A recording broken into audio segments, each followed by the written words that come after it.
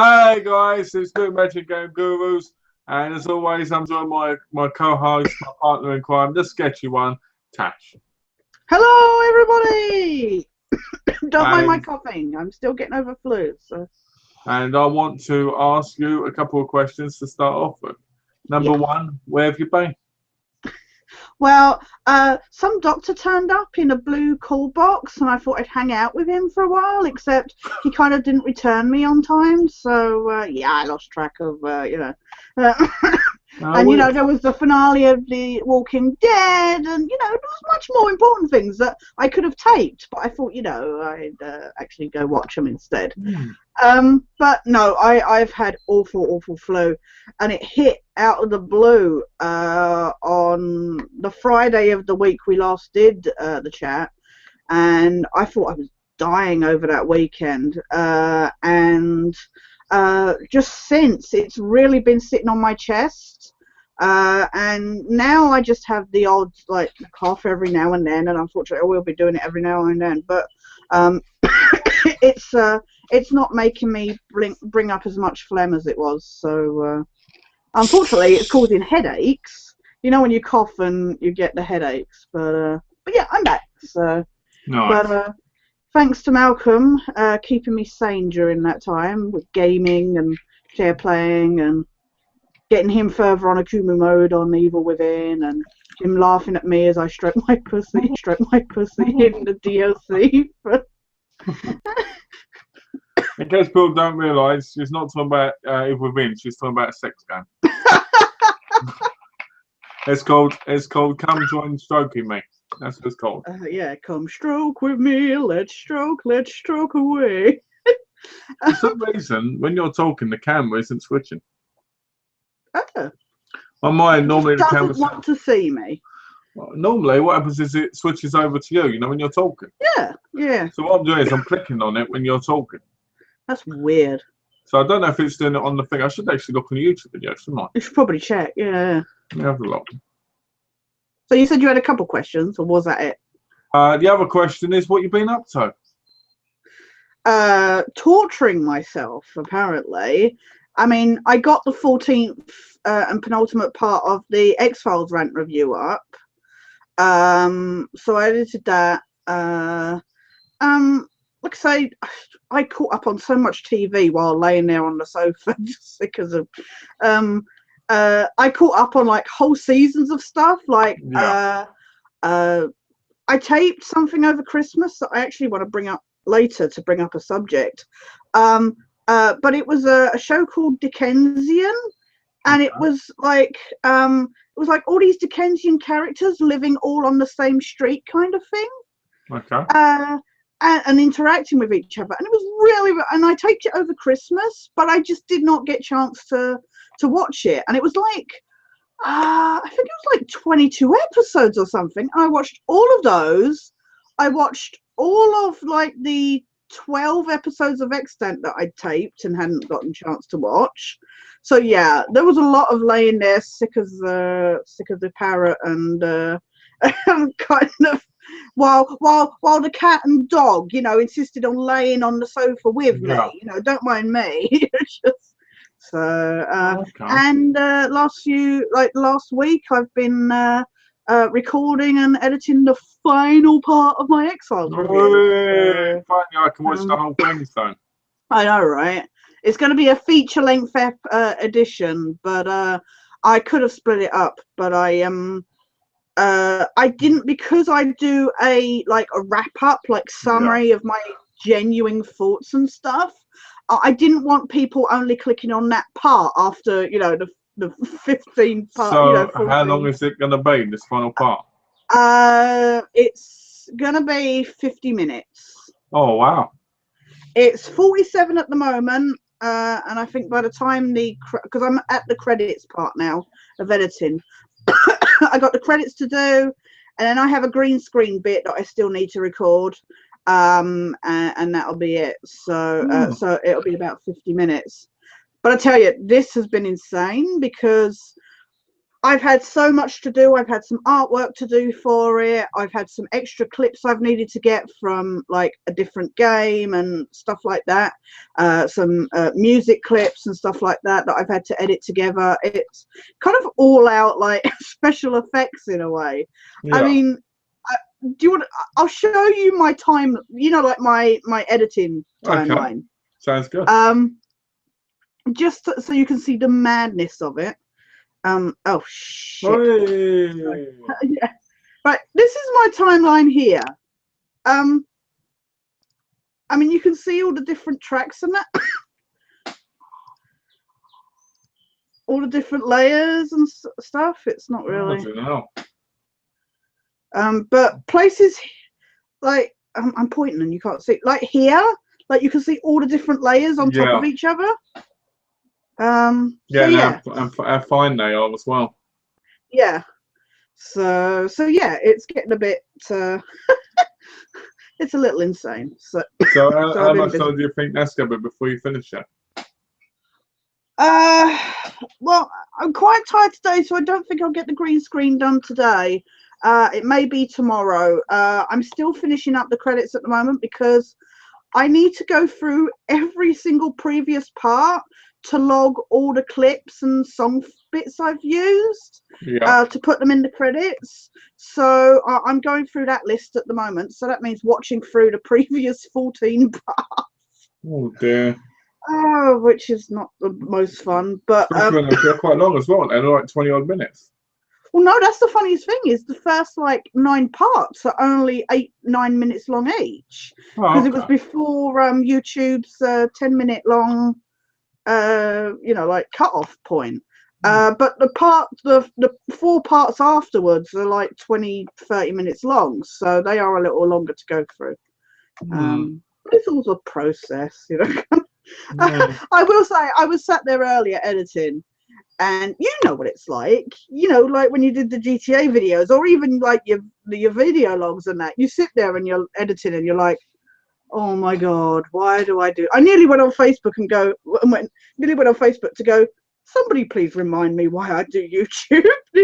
Editing is driving me slowly insane. Well, it's like that review I did of what is it? The Bruce Lee movie, the one I did. Oh yeah, all that was I did amazing. That, and I worked on that for hours, and it's funny because it seems like something that would take, like a few minutes if you think about it. Oh yeah. Because you could talk about it, you could put the stuff in section, but it's the putting the stuff in at the right time. It's the editing, it's the watching it over and over again, making sure it all lines up. Checking all the cuts are right, yeah. And I still wasn't happy with it when I finished it. And because my hair was messy at the end, which made no sense. I don't even know why. Maybe because I ran out of time for it. I don't know. Yeah. But yesterday, is it something like that? You go back and you look like for me, watching back the older parts. Like you say, if your hair is just out or something, it's like that's really bugging me. Well, I looked at one of my old videos the other day. Another one. I had a big, massive acne on my face, really bad, pussy. Yeah. And I was doing a review, and all I kept thinking to myself was, wow, I sound so. So I watched this like this, and if you don't know who that is, that's Godfrey Ho, because it was Ninja Phantom Hero, so I was watching in case people want to check it out. It's only had 25 views, so go and check it out, everybody. Yeah, definitely, everybody. Go watch Malcolm's videos, all his videos. It's another thing I hate about my videos. I hate when you work so hard to get them and you just don't get views in them. In like 2 years, you've got 14 views. Yeah. And that's something that I feel a lot of YouTubers have, so I'm not the only one on it. But no. I honestly think if my review of the Bruce Lee film had gone up, it would have had a lot more views. Yeah. Because I actually went through the movie and had video footage. Yeah, it was an amazing review. It was so awesome to see. Especially so different from like your previous stuff. It was like you'd really found your way of doing something for YouTube kind of thing. Well, it's funny you say it because yesterday I had the urge to do a review of a movie. Yeah. And it was a bit late, so I didn't end up doing it. But I had that urge to try and do another one like that, Yeah. And I'm thinking about doing it. I'm about reviewing a movie, watching it, reviewing it, doing the video together like that one, talking about the scenes and talking about what I don't know what's going on or what, whatever I'm talking about, like I did the other one. Yeah. And really focus on it. But the point is, I don't want to do that and then it be turned off of YouTube. I still say you should argue the other one for fair use. There's no reason why you shouldn't have had a fair use thing, because you were doing it as a review. So, but you know, there's a big thing about the fair use thing at the moment, isn't Well, there, if it gets sorted, I might be able to point up, you know? Yeah, But that'd be awesome to see. I look forward to seeing that. I'd like to put that up because I think that would be awesome, because I don't see how that's any different to like a first impressions video. Yeah, or no, exactly. a review from a company like GameSpot or something, you know? Yeah, To no, me, and that is exactly what it is. To me, it's the same thing. So I might do another one. I bet Adios, because I thought it might be giving me something to focus on. Yeah. But I don't know. It's something that I need to think about more, because it's just the time. It takes an hour and a half or more to watch a film. Then it takes maybe an hour, 2 hours to record the speech, depending on how well you do the first time round. And then there's the whole editing it all together, which will be about 2 to 3, maybe 4 hours. And I like getting them done in the same day if I can. Yeah. You know, because otherwise I lose momentum. You lose momentum. I know one of the times I think for the X-Files review, actually, I was writing the script and I had the momentum going, and for whatever reason I stopped like mid like paragraph kind of thing, and I went back to it and I was like, I have no idea where I was going with that thought.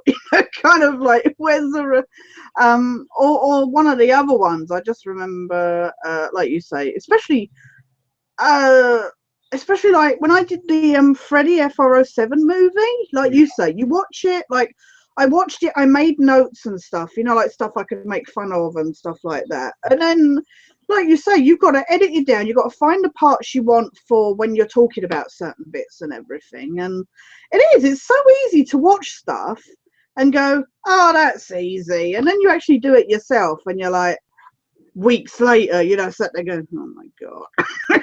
Well, what amazes me is some videos can be put up. Like, I was watching the Cinema Snob the other day. I didn't watch I love Cinema Snob. He's excellent. But I like him. I think it's pretty good review, and I think it's very funny. He does some excellent. Have you seen like his older stuff of all the older like slasher movies and stuff? I actually was on his website. Yeah. Oh yeah. And I saw his one of Strike of the Panther, which is actually a film I've seen, which is the sequel to Day of the Panther. Yeah. Which is a film I was originally going to review when I was actually reviewing, but never got around to it because I didn't actually own the disc. Right. You know? Yeah. So it was kind of nice seeing that, because what he said was most of the stuff I would have said. Yeah. You know? And I'm sitting there and I'm watching it, and he does No Easy Way Out, you know, from Rocky IV. Yeah. And he does this massive montage to it, which is actually pretty good. I wouldn't say the montage was fantastic, but I'd say it was really well done. I mean, I'm not saying I could do better. No, but I'm saying it was very well done for somebody who was doing it. And the reason I like him is because he was in Ninja the Mission Force, the series that they made. Yes, yeah. And I liked him in that, so I like him in this because he's kind of like the same kind of character in a sense, but obviously not evil, not a ninja, but a cinema snob. Yeah. So I was watching his stuff, and I was like, you know what happens? How do these people get to keep some of these movies, and yet when you uphill review it, they get taken off? I know, yeah, exactly. You know, I mean, he has himself had stuff deleted, so. But it doesn't know why some people get them and some people don't. I mean, I'm not saying I'm talking about thousands of different people. I'm just using somebody who actually reviews. You know? Yeah. So it always makes me wonder, you know, because surely if I bought the rights to the Blu-ray Strike of the Panther tomorrow, he'd lose that video. Yeah, exactly. Because I could file a copyright complaint. Yeah, but again, I mean, because he took part in a Nostalgia Critics argument about the fair use thing, because they have been getting a lot of, because Brad, Cinema Snob, he actually like took part, like he got connected to Nostalgia Critics website, that guy with the glasses, and he was, you know, he would get his stuff like advertised on their site and stuff, you know, like his videos. And he took part, like, but I know he's had a lot of videos himself deleted, even videos, as he says.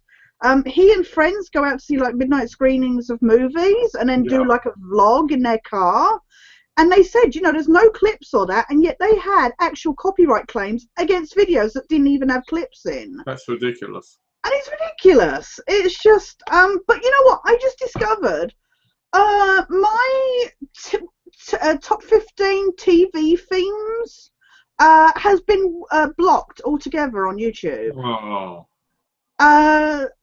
Most things I get like a copyright claim, and it'll be like it's still available, but they want to share revenue, and which I think silly because I never claim revenue for anything with actual copyrighted clips in.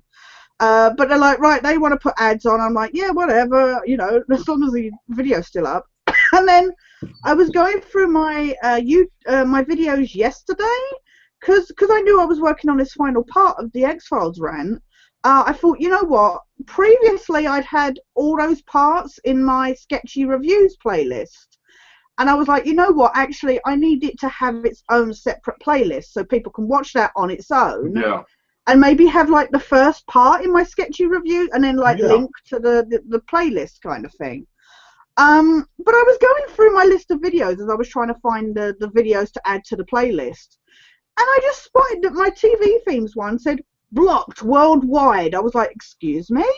I was just like, it just surprised me because I'd had claims against it, but it had always said it was still available, and then apparently it must have had enough to knock it off the site. So well, the thing that annoys me about that is that, you know, if you're not trying to get money for it, yeah, I know, there right? shan't be a copyright because you're not getting anything out of it other than subscribers.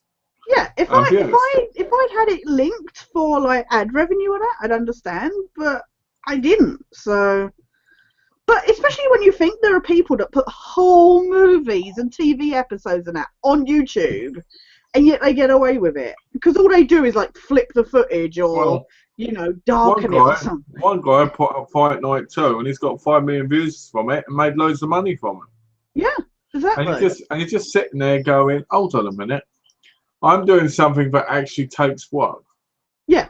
I'm putting something on, and I've worked hard for this, and then you're going to come and you're going to put that on, you're going to make maybe a few $1,000s, and I'm going to make nothing for a video which I worked hard on because it's copyrighted and blocked everywhere. Yeah. It's ridiculous. It's just, I mean, especially like you did that excellent video, but then you get taken down and then you get disheartened and you have no drive to do it again because it's like, what is the point of, I mean, I had the same when I did my Metal Gear First Impressions. I did that, I edited it down and everything, I did all that editing on it, which I know it seems silly, but because I had to, just because of the way it was recorded with like having to add my voice separately and everything, you know, I edited it down to a more manageable time for the length that I'd been playing.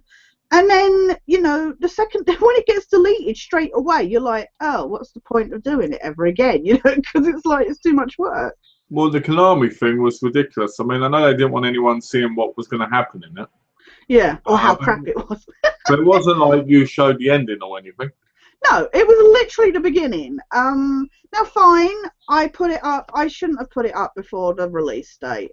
That's fine. And you know, there was I didn't realize at the time that there were actual reviewers, like paid companies that weren't able to put reviews up before the release because of this embargo that was going on. But yeah, I mean, everybody can bitch about Konami now, aren't they? They've really gone belly up, kind of thing. But it was really disheartening. You're lucky they didn't sue you because they were suing people. Yeah, exactly. So yeah, I was really disheartened. I really was disheartened by that, and especially because it got a strike on my channel. It makes you then go, oh, I don't want to risk doing another video to put my channel in jeopardy, kind of thing. So, but I really hope you do another review because it was really good. I do want to do them, even if I only just end up putting them on Facebook, you know, or on my own website or something. You know? Yeah, yeah. I want to do some, and I want to get back to doing it a bit because I felt like it's a shame because if that video had gone up, I might have had like 10 more up by now. Yeah. Exactly. I really feel like that kind of stopped me from doing it. Yeah. You know, and I think it was interesting because I could have done it with all the Shaw Brothers movies. Yeah. And at the time I was watching them and I was doing it, but, you know, I'm thinking maybe today or maybe tomorrow or something, when I've got day free, I might just watch a movie and try and do it. Yeah. If it Well, you doesn't know show what you up, should do? I know what you should do. You should do like a countdown or something of your favorite, like either moves or something in wrestling. You know, like your favorite like wrestlers or matches or something like that. I might do. I might do that. That would be pretty good actually. Top 10 moves by wrestlers. Or UFC or something, Yeah, you playing that game, you could go, this is my favourite move, or something. Just... yeah, I might do actually. I might do that. That's a good idea. I might do that. I might do some of them. Because they seem to be littered on YouTube and they seem to be fine. Something I saw once, I think it was Nostalgia Critic or somebody on that website. They were giving tips of like the best things to do, like when starting up on YouTube. Yeah. And they said that top 10 lists were like the way to go because that's the kind of thing a lot of people like to watch because, it gets attention. And it's short bits, of each thing kind of. I'll do top 10 facts about Tash. Yeah. Top 10 facts about everybody I know. And just make up random things. Just make up, yeah. This person's a twat. Exactly. Stuff like Tash likes archery. Yeah. Tash does this, and show these pictures. You like this, and yeah, I mean, it's quite funny. There's probably like, what? Yeah. But yeah, I might do that. I'm definitely going to try doing a review again, though. Yeah. No. Oh, fingers crossed. I'm really definitely. Hopefully it'll work because some of them do. Some of them are laid up and. I'm going to try and do a film, but I don't think it's going to have a lot of copyright. Yeah. I wouldn't have thought, but the Shawboys ones would have been so heavily thingied, but... Yeah, I'm surprised by that, but if it comes up again, I'd just dispute it, really. You should dispute it next time. I mean, I would do old Kung Fu movies, but to me, they're too formula-wise. Yeah. Like, I could review one and then review another, it'd be almost the same movie. Yeah. And the camera won't move. That's bizarre. When you talk, it just stays on me. I looked on the video, it just stays. You can tell I've been editing and filming. Look at the state of my office. Look at this. Oh, shit. So let me get this right. When you're editing, your place explodes. Yeah, essentially. It was because I get all my, resources, because I've been doing scanning and stuff like that. I get all my resources to hand for all my research and stuff. And yeah, the place essentially explodes. So I really need to tidy up in here. Yeah. But wow. It's because as well, I have stuff piled up on my scanner, and then I need to lift it up. So then I have to take everything off my printer paper and stuff. And it's just well, we've done some house hunting. Oh yeah. I was going to ask how you've been and what you've been up to. What we've been at, I'll say what I've been up to 1 minute.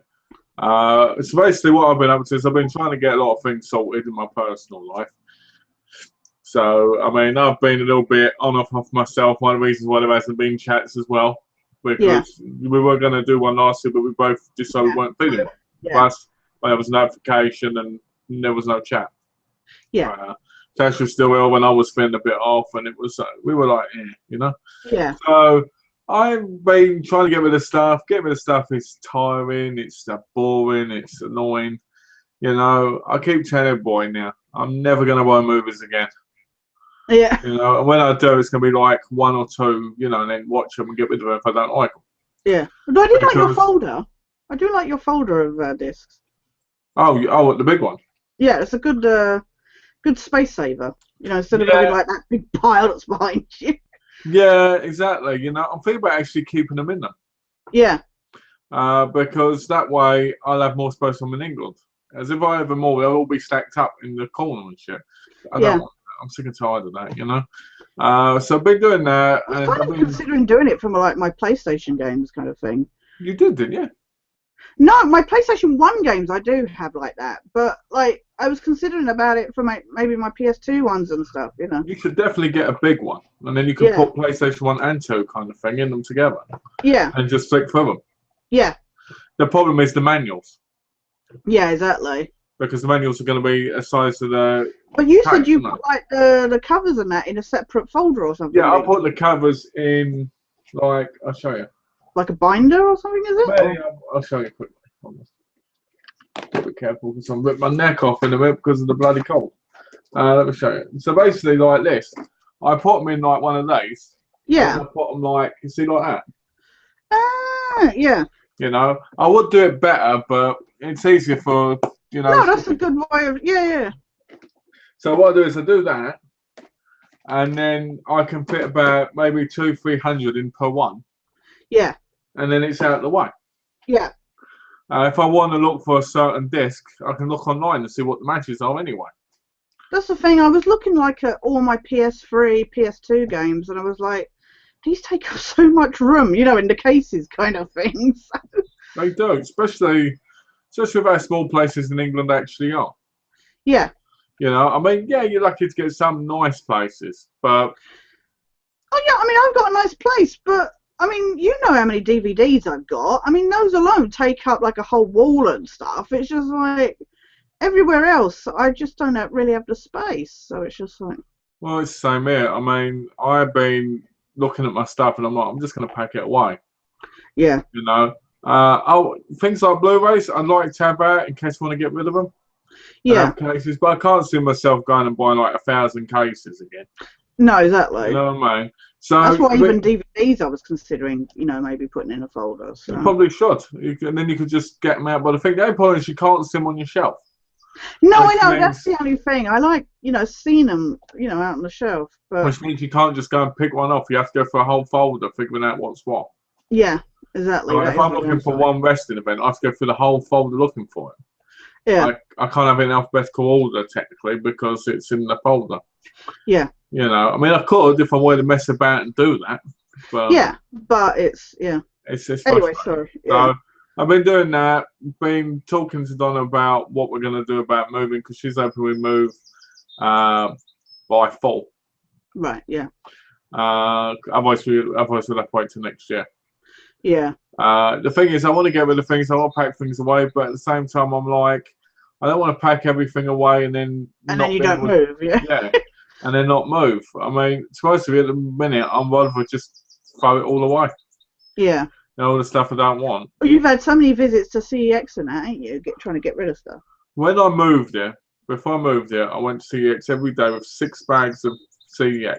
Yeah, because you had like, what, 4 different CEXs in the 4 different CEXs. Yeah. And the only reason that happened was because I wouldn't let me do it the one which was just up the road. I mean, we're talking about 10 minutes away from me.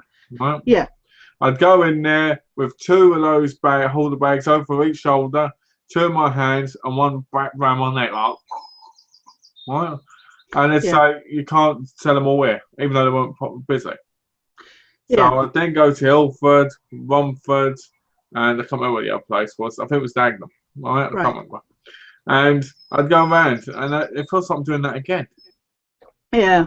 Except we're just the one store. But with just the one store, because there's only one near us. Yeah. I said to Donna, tomorrow I'm just going to take a big, massive bag. You know, those big bags they have. Yeah. I'm just going to take one big one like that and just go, well, I'm trying to get rid of them as quick as possible. Yeah. Because I see you've still got that huge pile behind you. Yeah, I'm hoping tomorrow that's all gone. I'm hoping. Yeah. So it's the thing. I feel like I have to take 21 in at a time, and that's not good. It's not. Yeah, no, that's nothing in that grand exactly. pile. Yeah. You take. If I can take the whole bag, then I'm actually achieving something. Yeah, exactly. So I'm hoping to do that tomorrow. And I was looking at houses and stuff, and I was like, oh, that one might not be too bad. That one might not be that bad. And you know, it's funny because there's part of us like, oh, I want to move now. And there's that part of us like, I want to move, but I don't want to rush into a place because I don't want to. You don't want to rush, yeah. And then I want to have money sorted while I'm doing stuff the right way. You know, Donna said maybe I should go first, but then I'm like, if I go first, she's going to be left alone. I don't like that idea, you know. No. Even though things won't be as stressful for me. Yeah. You know, because, well, you know, it's stressful when you have other people around. Yeah, yeah. You know, and so forth. And then I've got to stay at my cousins. I've got to stay at my mum's and that because the rooms, you know. Yeah. And it's just like... It's just a lot of factors that you've got to take into consideration. It's very stressful. It is. It's stressful. I don't, I don't want to rush into a place that I know won't be good for us. No, exactly. But at the same time, we don't want to stay with people too long because we don't want to. We want to have our own place. So it's a very what do you call it time. Like, I'll probably end up doing a chat on my cousin's tablet or something. But that's the thing as well is, like, like when you go see a place, you really want to see it like the both of you together. Yeah. Like to feel the place. I mean, you can't really get the feel from, say, like like your mum went and checked out that one place. You can't get the same feel for like from pictures or from somebody else's. You have to experience it yourself, kind of thing. Well, I think the problem as well is like you just said. If we look at pictures, we're not seeing the room properly. Yeah. If someone else is going there, you're going by what their taste is, not yours. Yeah, exactly. Like I want to have a nice big living room. Yeah. And I'd like decent sized bedrooms because some bedrooms are so tiny. And I want to have. This is supposed to be a bedroom, so. What's that? This is supposed to be a bedroom, and yet it's quite cramped. It'd be quite cramped if it was a bedroom. This is the thing, I guess. I look at some rooms, and I guess I'm spoiled by America, but I look at some rooms, and I'm like, how can you call that a bedroom when you can just barely fit a bed in there? Yeah, exactly. What about a wardrobe? What about a side cabinet? Nightstand. Yeah, exactly. How can you call it a bedroom when you can barely fit anything in it? Yeah, exactly. So I want mine having 2 big bedrooms and then one, like medium sized kind of, One person said in one of listings 3 large bedrooms, and one bedroom was like this big, right? Yeah. And the other 2 were like that big, and I was like, well, that's not very big, is it? No, exactly. So I don't really like how people list their things. I want to see them personally, and I want to know what I can put in them. Yeah, exactly. So we'll see. I think for me, a lot of it will be just going out. So yeah. So I probably won't be so worried once I actually live in the place. No, exactly. So that's been going on. I think just the opportunity to get out as well, it just makes a whole lot of difference. I mean, the carers today took me out for a walk with Mulder, and it was so nice just to get out of the house, kind of thing. So it is amazing how getting out can just change things up for you. Yeah. I think when you end up stuck indoors all the time, you end up having a different view of the world. Yeah. I mean, for me, when I haven't been going out much, when I think about going to England, I get scared. Yeah. Not scared because people scare me, but because I'm scared of doing what I used to do. Yeah. I used to be active like 11, 12 o'clock at night, walk home on my own, be fine. Yeah. Now, because I haven't been out much. Yeah, it would be a scary. Yeah. I know I'll get back, that's going to change. Yeah. But at the minute, that's an intimidating thing because, because I'm not used to it like I was. Yeah. We had that awesome chat with John as well, so you've been quite. I did, and you popped in, didn't you? And you said hello and said some stuff, and John seemed all right. It was nice. It was nice seeing John and doing the chat with him. I don't know when we'll ever do another one, but it was nice to get to spend some time with him. You got to, yeah, exactly. It'd be nice to. I don't talk to him enough. I really should. It's just it's like when you're emotions and you feel weird and. Yeah, it's difficult to know what to say sometimes, and like you say, when your own emotions are all over the place, it's difficult. It's true. I mean, if your mood's going up and down, you don't always feel like talking to people. You don't always feel like you're good to talk to people because of the way you can be, Yeah. So I do need to spend more time talking to John. It's just, it's me more than anything. I've been really off. Yeah. But it's all good. I'm looking forward to talking to him again, and I can Facebook him anytime, really. I don't know. But it was good having a chat. It was nice that you got to do that, and I think we should give him a shout out because he's always supported us. Give a shout out to John Quintero. Yeah, Johnny Q. Little John. Who apparently doesn't think I can sing, so fuck you. Yeah, we're waiting for that video you're going to do, right? With the band. I'm singing with me drums. Hello, John. I can sing that at the beginning of the video. I dedicate this one to Johnny Q. Boom, boom, boom, boom, boom, boom. Yeah, that's how I'll sing. That is exactly what I'll just sing like that. I'll be like Elwin, where they go la la la la la. You know, it's kind of. Hey, you've heard me sing on my Facebook videos. I'm absolutely fantastic. Oh, I love your Round the Twister videos. You know what? I love how I tried to do that. You know, through that video, I forgot the whole song, practically. And there I'm trying to get together. And I'm like, I ain't got a clue what's going on next. And a whole load of people from Donna's group, Christian group, actually like that video. And I'm sitting there going, I'm actually swearing in the video. We should do a video, like, collab of me and you, like, singing the Pokemon theme or something. Oh, that would be brilliant. Can you imagine? We could, like, if we do both record it, right, full, and then we, like, splice it together, you know, and like... We should do that. We should do that. Chorus with both of us, you know, kind of thing. That would be epic. We definitely need to do that. We should totally do that, yeah. We should do that, and then we should put it up. That'd be brilliant. I like that idea. I like that, yeah. This is one of my favourite songs of all time. Better than any other song, really.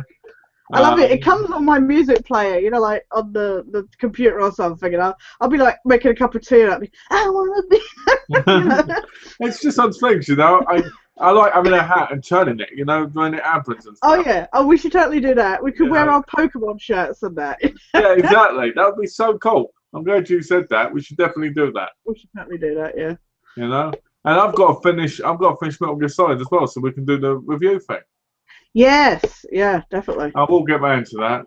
That game, I guess my view of it will be it fucking sucks. It sucks. But by then we'll both have finished Uncharted 4 by then. So. So that's a game that I know we'll both finish within a few days. Oh yeah, definitely. I can't wait. I was checking. That was on Amazon today. Because I pre-ordered Mirror's Edge. And it was so funny because I'm on there because I was checking as well, like, you know, if any of the other ones that I pre-ordered had dates yet. And I went on and I was like, gotta check that my Uncharted 4 pre-order is still on there, you know, in case they were like sold out or something. I am annoyed though, the price has gone up, so. Is it really? Yeah, 46. Well, if you pre-ordered it... It may have been that before, because it said 46 on my thing, so I could just be wrong. That's it from before then. That's it from before then. Yeah. I pre-ordered Mirror's Edge last year. I know I was going to pre-order it last year, but I just, because there was other stuff I was more interested in, and I didn't know at the time what date it was coming out, and now the date's been released, it's like, yeah, I can manage that, end of May. What is the date? It's like the 26th of May or something, so... Oh, that's not too bad. So I'll have 2 games in the month, so... Ooh. Oh, unless Uncharted gets pushed back it's looking really awesome as well. I've seen game footage of it, so... Unless Uncharted gets pushed back again. Oh, shut up! I swear, if that game, it's so annoying because on the Amazon list, although it says, you know, they've changed it to say, you know, released May 10th, it still says will be sent on April 29th, and I was like, oh, if only. Wouldn't that be great if I got it like 2 weeks early? Yeah, from similar games you probably could have. Yeah, exactly. But who knows, eh? I think the problem with this whole thing is, you know, I've got so many games coming out. Yeah. Well, pre-ordered. You may have moved. and I might move before they even come out. Yeah. Exactly. If not, I might just take the American game with me. Right, yeah. I don't know. Why don't you take the PlayStation with you? Because you'll be able to play it on the PlayStation. They're region free. Yeah. So I can buy a new PlayStation and play them on it anyway. Oh really? I thought the games were region specific. Oh no, it's not region locked at all. Either way, aren't you taking the PlayStation with you? So it would still play on it. I don't know. I might do because I can't transfer stuff. Well, hold on. Let's have a look. What region specific? It's the Infinity. Let's have a look. Oh dear. Maybe it's Blu-ray. Just Blu-rays. Region O, see? Region O. Oh, okay. So they're all that way. Yeah. Because Blu-rays are region free on games, but not on the actual... But not on the actual disc. Yeah, but movies. They are a majority of them, but not the ones you always want, you know? Yeah, no, exactly. What go later? So, I don't know. I don't know. Always say hello to people in the chat. Come say hello to people in the chat, then. Come on in. There he is. Come on. There. Ah. Oh. Hello, Mulder. Yeah, I know. I know. Go on. That's enough. What? What? Calm it down. Ah. Well, we're nearly done with the division, aren't we? I think we've worn out our. Let's talk about that then for a minute, the division, because we've actually got close to completing the game. Yeah. And I don't know if it's one of those games that we would think about doing the DLC for now. Yeah, no. When we first did it, we thought this game's brilliant. Yeah. Right?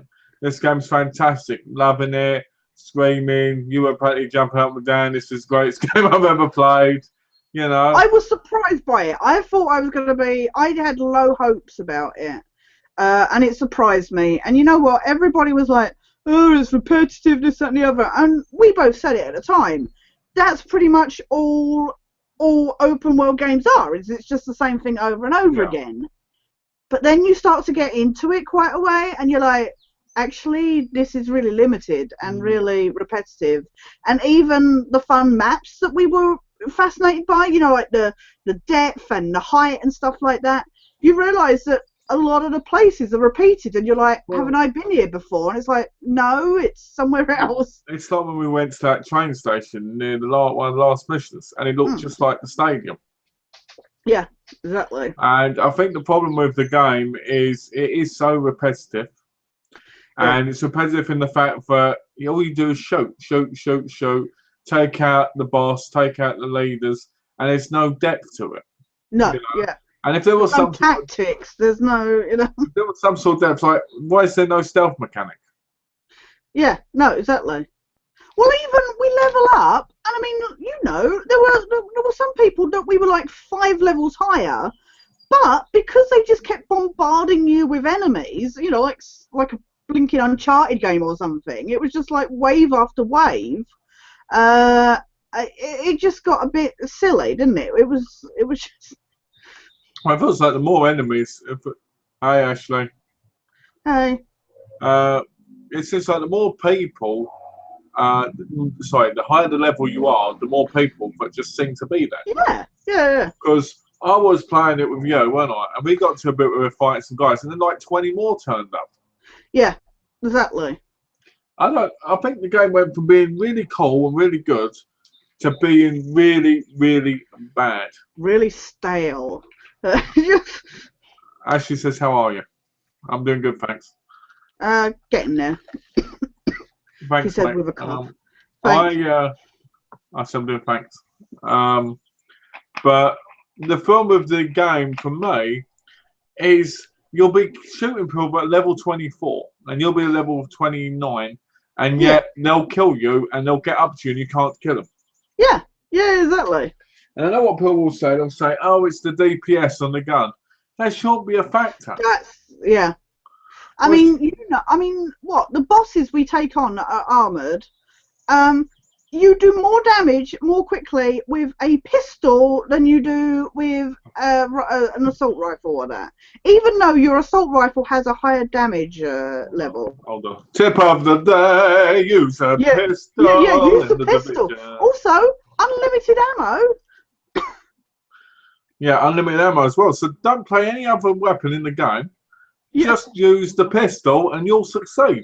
Actually, pistols are shit against the standard enemies, but against bosses, they're great. I hate it. I mean, you and me, we just kept switching to our pistols and shooting, didn't we? Yeah. And it ended up being so much easier. But at the same time, you just sit there and you're like, really? I've killed a group. I've gone forward. I'm killing another group. I'm pressing a button. There's nothing to it. Tash, are you buying Star Wars on Blu-ray? It came out today in the UK. Yeah, I saw it. I went. I had to pop to Tesco's this morning to get some milk and bread. Oh, did you? It was right in the entryway of Tesco's, and I was like, oh, and I was like, nah, I'm not. I saw it at the cinema, and I'm not in any rush to buy it. I liked it. I have the issues with it in that it's essentially A New Hope all over again. I liked it. I will own it on Blu-ray or DVD some point, but financially at the moment, I would rather put that money towards Uncharted 4. Ashley says he got his from Zabby, or he's got his coming from Zabby. Ah. Me, I've seen it for self like 3 weeks. Yeah. Oh, Or has it been whenever out for a while? Yeah, I think it's been or- out in a while, hasn't Or it? whenever it came. I think it came out April 5th, I think, so like 2 weeks. And you know what? I was like, should I get it? Should I not? But luckily, Ashley's going to give me the code from his one, so Ah, cool. you know I can watch it in HD and not have to pay for it. Because it's one of those movies where, you know, I got to be honest, but I would like to own, but I'd like to own it when the trilogy comes out. Friend perks. Yeah, exactly, friend perks, you know. No, I watched UFC for free with Alex the other day on Skype. I didn't have to pay for that either, so I'm doing pretty good. I do like it. Like I said, I do want to own it at some point, but I'm just not prepared to pay 20 quid or whatever it is to own it at the moment, especially, like I say, when Uncharted is 46, and I'm like, I'd rather put 20 of that towards that game. Over here, it's $26.99, which I think is horrendous. That's insane. Is that like a special edition or anything? No, that's just the normal edition. That's just the normal edition. The Blu-ray's like 32. Jeez, I ain't paying that insane. for a movie that's not even a complete story. No, exactly. You know? You want to do, you know, like you've got the original trilogy, the prequel trilogy, and then it's just like, you know, why not wait until the next 2 movies come out and then you can buy another box set? Exactly, just buy the box set when it comes out. Laugh out loud, friends perks. That's what but go back to the Division. Let's Go back to the Division. I mean, I'm getting tired but there's no real story. Yeah. I'm tired of that lesbian Kendall Bird who keeps trying to come on to you. Right? Benitez always tries to come on to May, which always makes me feel a bit awkward. I think it's funny that Benitez looks like a sodding older version of Chris out of Until Dawn. That is crazy. And Faye, she's not dead yet. Oh yeah, that's the one problem with that whole game. Faye is still not dead. What I want to know is why hasn't her eye got infected? No, I know, right? Surely I guess because we upgraded our medical unit. We shouldn't have done that. We should have done that. I can't believe she does not change those bandages. That blood stain is the same blood stain from the start of the game. That means for weeks she has been wearing that dirty bandage. Oh, it's got more questions to it. The steelbook from Zabby looks crap. I agree. Really? And Tash, what do you think of Negan? Can we get to that in a minute? Because we're just talking about. I will talk about Negan because I want to talk about The Walking Dead. Okay, sure. Yeah. All right, we'll get to that in a minute, Ashley. Yeah. You know, the problem is I find the Division to be. How can I put it? I find it very basic, and I find it something that would not keep my attention. If I'd have read that on day 1, I'd be like, this is great. But by the time I got to about day 2 or 3, if I'd been playing with you, obviously, and I'm sure the same for you, I'd have been bored shitless. Yeah. Oh, God, if I'd been playing on my own, seriously, it would have driven me as mad as, say, playing the Survival on Sniper Elite. You know, when we had to do that bit on our own. Sniper Elite. Yeah. Oh, yeah. Sniper Elite difficulty. Yeah. Oh, yeah. When we had to do that bit on our own. You know, let's just think about Rainbow Six for a second. That was bad in itself as well. Yeah. But what about the detail in the Division, like the Russian dolls, which I found? That was, but that's the funniest thing. Like, we've talked about, you know, how much you can go up in explore buildings and go down in the underground and stuff like that. And I love the tunnels, but then you've got the actual subways as well. But the silliest things, like you say, I found are the little things like the smallest details, like, you know, like LPs or tapes or whatever you find, you know, like media kind of thing laying around. The computers, you know, like we've said about the Buster Keaton movie that's playing on most of the projectors everywhere and stuff. And then you have a silly little thing like a Russian doll that you take a shot at, and then there's a little Russian dolls inside. It actually has that kind. It's like, I'm sorry, more effort has been put into the sodding little Russian doll than in like making the map as big as was promised at E3. Well, I know what they did. They cut the map up so they could do the DLC. Yeah, because I don't. You know, I was saying that incursion, the new incursion mission went higher up than the actual edge of the map. So obviously that's a bit of map that's opened up. That must be what's going to happen with the DLC, is that they'll open up the map.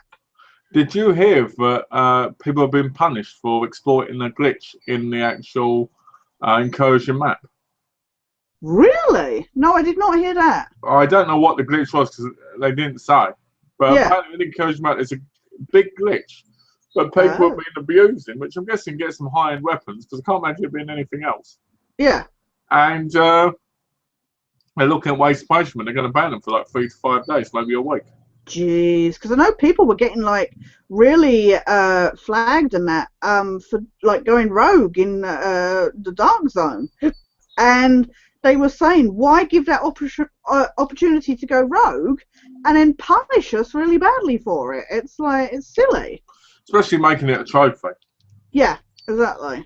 It's like, why would you make two trophies? We should tell people about us and getting that trophy, because that was the funniest thing ever. If there was a reason to enjoy killing each other, it would be getting that trophy.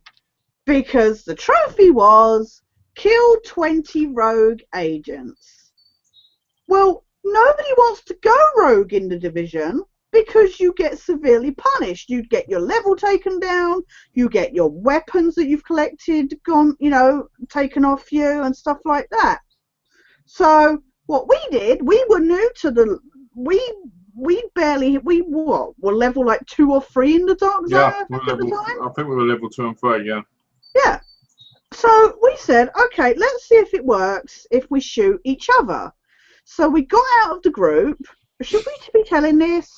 You know, can if you want. Tips on how to get this trophy. I mean, sorry, because I don't think a lot of people have actually done that. No, it's quite a rare trophy apparently. So yeah, we have an ongoing joke, don't we? When we're in a game, immediately we shoot at each other. That's why I joked on that thing that you shared and then James shared and tagged me in. I made the joke about, you know, even when we are on the same team, it's still, if anyone's going to take that bitch down, it's going to be me. Exactly. We always shoot at each other, whether it hurts each other or not. And yeah, so we shot at each other because you can't kill each other when you're in the same group. But once we were not in the same group, we were able to shoot each other. Well, we just killed each other 20 times, didn't we? Well, the best part with it as well was the fact that you could actually come out the same door that you went through. So it took like 10 seconds to get out the door, get shot, and then 20 seconds to load again, and then it was like over and over again. And we got the trophy within like half an hour. We had to wait for the sodding spawn thing to keep doing, didn't we? That was annoying. Yeah, 30 seconds of that. Oh. But yeah, that was so funny because literally, like you'd stand there on on the military car, you know, stand on top of it and wait for me to come out the door, and then we mess around and run about and stuff like that as well. But it was so silly, and we did that 20 times to each other. Got the trophy, and we lost our levels, went all the way down. We had no level by the end of it, because literally after killing each other like 4 or 5 times, we got minus XP, didn't we? So yeah. Well, I don't know why people are so fussy about the XP, because to be honest, it's not punishing really if you just lose XP in your level if you do it at the beginning. Yeah, no, that's why we did it when we did, so we didn't, you know, do anything, and then because then we did a bit of work in the dark zone, didn't we, with extractions, and that was kind of fun. It was nice because everybody was working together. Well, and that's what I don't like in gaming now, where everybody's out for themselves and killing everybody and stuff. It was actually people were reviving you and stuff like that. It was quite nice.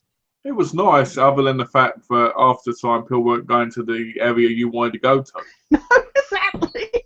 Well, it was weird that one time as well, where we were on a party chat where you're not supposed to hear the people talking in the game, and all of a sudden it's, hey, Sketchney, what? He's talking to me, and you said you heard voices talking to you. Yeah, I had these voices where it was like, "Hey, Tony Baloney, Tony." And I was like, I was going fuck off, and you were like, what? And I was like, no, not you. This fucking, because I hate it when that happens. Because you're like, why am I listening to this guy if I'm in a party chat talking to you? So does that mean they could hear us? Yeah, exactly. That makes you like really paranoid about talking, doesn't it? Well, we can't talk anyway now, can we? Because my mics, for some reason, just won't work. Oh, that's the thing. We were gonna stream, weren't we? Before we gave might be up on the able to. game. We might be able to. I'm going to try and work on it tomorrow a bit after I'm finished with everybody. Maybe even later. And see if I can get working. Because I don't know what it is. It must be something. So if I can hear you and you can hear me through the thing, right? Yeah. Then there must be a reason behind it, you know? It's weird. I just realised I've actually got my Yeti in. Yeah, I was going to say your quality's not as good, but... Let's put my Yeti in. Yeti. There's me Yeti. Do you hear me better? No, it sounds the same. Hold on. Oh, okay. Oh, that sounds a bit clearer. It's because it came from my mic. Ah. Oh, there we are. Is that better? Yeah, it's a bit better. Yeah. It was my camera mic. That's clearer, but you sound further away now. So. It's because I'm further away. Hold on, let me get closer. Hello. I can't wait to get a mic, seriously. That'd be better, wouldn't it? You know, Alex has got one of those. You know that good one he's got. The black one with the thing. And when he talks, he goes like this. He goes, "Hello, how are you? Because I'm coming from a long town, from far, far away." And you're like, okay. I'm still waiting for them to send out the mic holder for my stand. So. Are they actually sending it? Yeah. Like I say, they sent me a PDF where I just tell them the catalog number. So. But, yeah, sorry. What were we gonna say? No, I was gonna. Yeah. In case people are wondering why the video's not changing, it's because I have to keep clicking on it. So I apologise in the long run, everybody, for if it's a little bit late sometimes when we're talking. Everybody's better off. It's fine. Hey, I'm showing you more than me anyway, so. No, don't do that. Nice. People break the screen. So what were we going to say? No, I was going to say, so about Walking Dead. Obviously, we can't talk too much. You've not even seen it as well, so I don't mind spoilers. But, I know what happens because I watched the ending. Obviously, the funniest thing regarding Negan, as I was saying, I told Malcolm about this because, like I say, when I was sick, I watched a lot of TV, and so then Walking Dead comes on, the final episode, and Negan turns up, and I'm like, I know that actor, and I'm trying to think, and I'm like, who the bloody hell? Because he looks slightly like Robert Downey Jr., and I know it's not Robert Downey Jr., but I'm sat there and I'm like, I know that person. Who do I? And I'm like thinking, and then at the end it comes up going special guest star Jeffrey Dean Morgan, and I'm like, I know that name, and I'm like trying to rack my brain like crazy, and I'm like, who is it? And it was, and then he was on Talking Dead, which airs here as well after the episode, and I'm like, what? And he's talking, and they're like, he's in The Good Wife or something. And I'm like, well, I've never seen that, so I don't know what that is. So I went on IMDb and I'm looking through, and he was in the second season of Extant, and I'm like, oh, because I just watched it, so it was so weird. And I see him then as Negan, and then there were like 2 more episodes of Extant afterwards. Yeah. So it was really weird watching like a load of episodes of Extant, then seeing him as Negan, and then watching him in those last 2. It was such a very polarizing like character. Yeah. Regarding Negan, I think my problem is with the episode that there was so much tedious. I mean, it was a feature-length, like 60-minute long episode kind of thing. It was so much lead up and pointless. Like there was no need to keep showing them going down the road and that. We get it. The saviors are waiting for them. But this whole season had led up to Negan's, reveal and that, and then he's in like the last 2 minutes, and then they pull this crap where they're like, "Oh, we're not going to show you who got killed. You can guess." And on Talking Dead, they're all like, "It's because it's the end of the story, and the new season will be the start of the new story with them dealing with the." It's like, okay, but you could still. The only reason why they've done it is because they want people to tune in for the next season, and I don't like that baiting, kind of thing. One of the things that annoys me with TV shows with the finales is it gives me a great example of The Sopranos when The Sopranos ended. Yeah. You waited, there was all this stuff, there was all these deaths of people, all these shootings, but everyone wanted to know what was going to happen to Tony Soprano. Yeah. And I don't care if I spoil this for anyone because they should know if they like the show already. Yeah, exactly. I mean, that was years ago as well. I'm sorry. I mean, I think it was 2009 it ended, I think. Yeah. And basically it ends with him in like a cafe, we call it a cafe, but they probably call it a restaurant. Yeah. And basically there's all these people coming in and there's all these theories because like Amelo can't park and there's been 2 hits on his life and stuff like that. And then all of a sudden you see Tony look up and the screen goes black. Yeah. Right? A lot of people say that was stop believing in the background. There you go, yeah. And a lot of people say, oh, that was probably him dead. Right? Yeah. But that isn't an actual proper ending because you want to know what bloody happened. Yeah. And maybe he passed out, maybe he had a panic attack, maybe, you know what I mean? Yeah. And it kind of annoys me. So when you get endings where you don't know what happened to somebody, it pisses me right off. Yeah. Exactly. There's no closure. I mean, that was something I had the main gripe with the cliffhanger at the end of the new X-Files was when there's no guarantee. I mean, especially like The Sopranos knew it was finishing. That's the annoying thing about The Sopranos because they're like, oh, let's leave it open to interpretation. The X-Files, they don't know for definite. I mean, it's likely they're coming back, but there's no guarantee how long it's going to be before that happens. And then they leave it with this cliffhanger, and you're just like, oh, for the love of crap, And I hate that on The Walking Dead. I know they're coming back, but the only reason why they've done that is because they want people talking. It's a talk. I mean, I guess, it's Twitter, kind of. It's relying on the social media now to get people talking about it.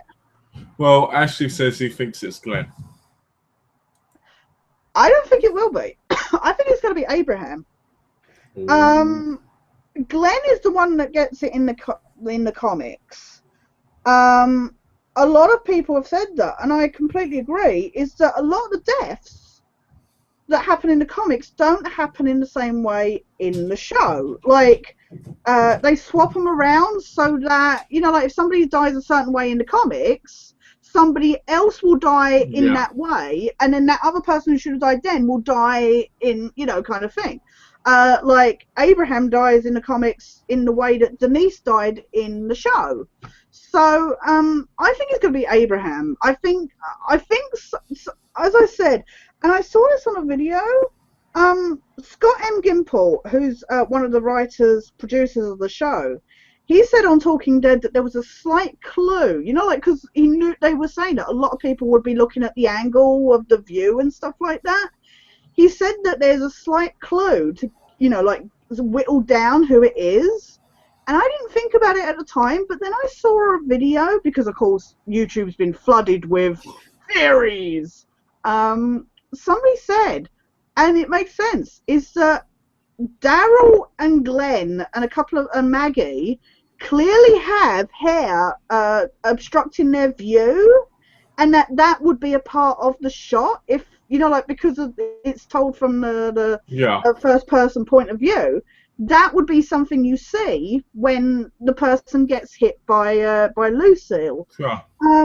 So that was a good point. So Glenn clearly has hair. I think it's going to be Abraham, personally, just because they've been doing so much setup with him going on about wanting to settle down and stuff like that. So I think Glenn would be. I think everybody's thinking Glenn because, of course, Stephen Yeun's doing. I think it's the predictable outcome if you read the comics, Yeah, exactly. I think that's why they'll move away from that because obviously otherwise it's too easy. I think it should be Rick. You want it to be Daryl, don't you? I want it But to be Rick's Rick like the O'Donnell. main protagonist, so Yeah, but imagine how shocking it would be. that would be amazing. You know, But it Rick can't gets be killed, because Daryl they takes say. over. But the problem is with that is it can't be. I know you want it to be, but they can't. It can't be because they say if anybody moves, take out Carl's other eye and feed it to his Yeah. father. So, Oh, I'd like to see that. Let's hope that would so. be quite cool, though. Maybe somebody moved, and maybe he doesn't hit anybody. And in Rick Cole's eye. That's what I'd like to see. Yeah. See Cole just walking around, falling over and stuff. Because I hate that fucking kid. I will say though, somebody slowed down the audio. It sounded really freaking haunting. It was a bit like, like made your skin crawl kind of thing. So It was like, oh. it was just like really, like this scream and stuff. It was really. Somebody thought from it that it was Glenn, but another person theorized that it was actually because Glenn was, like trying to protect Maggie, Yeah. and then they're shouting at him to not move, kind of thing. So I can't imagine Maggie dying. no. Because I don't think she's gonna have the kid though. I think she's gonna have a miscarriage or something. Yeah, I can see that happening, but I can't imagine without Maggie. You ain't got Glenn properly, and the same for the other way, same. Yeah. Because I think that would be harsh. Yeah. And I think Glenn is one of the most important characters in the whole show. I think he's more important than Daryl. Well, I think as well they had the cop out with the pretending like Glenn was dead when Nicholas died. So they'd already. I don't believe they would do it twice in the same season where they go, like kill him off or pretend to kill him off. So I don't think they will have. I don't think they'll kill Daryl off because he got shot. Yeah. No. Exactly. So I think what will happen is I think it will be Abraham. Yeah. Or it may be Lincoln. But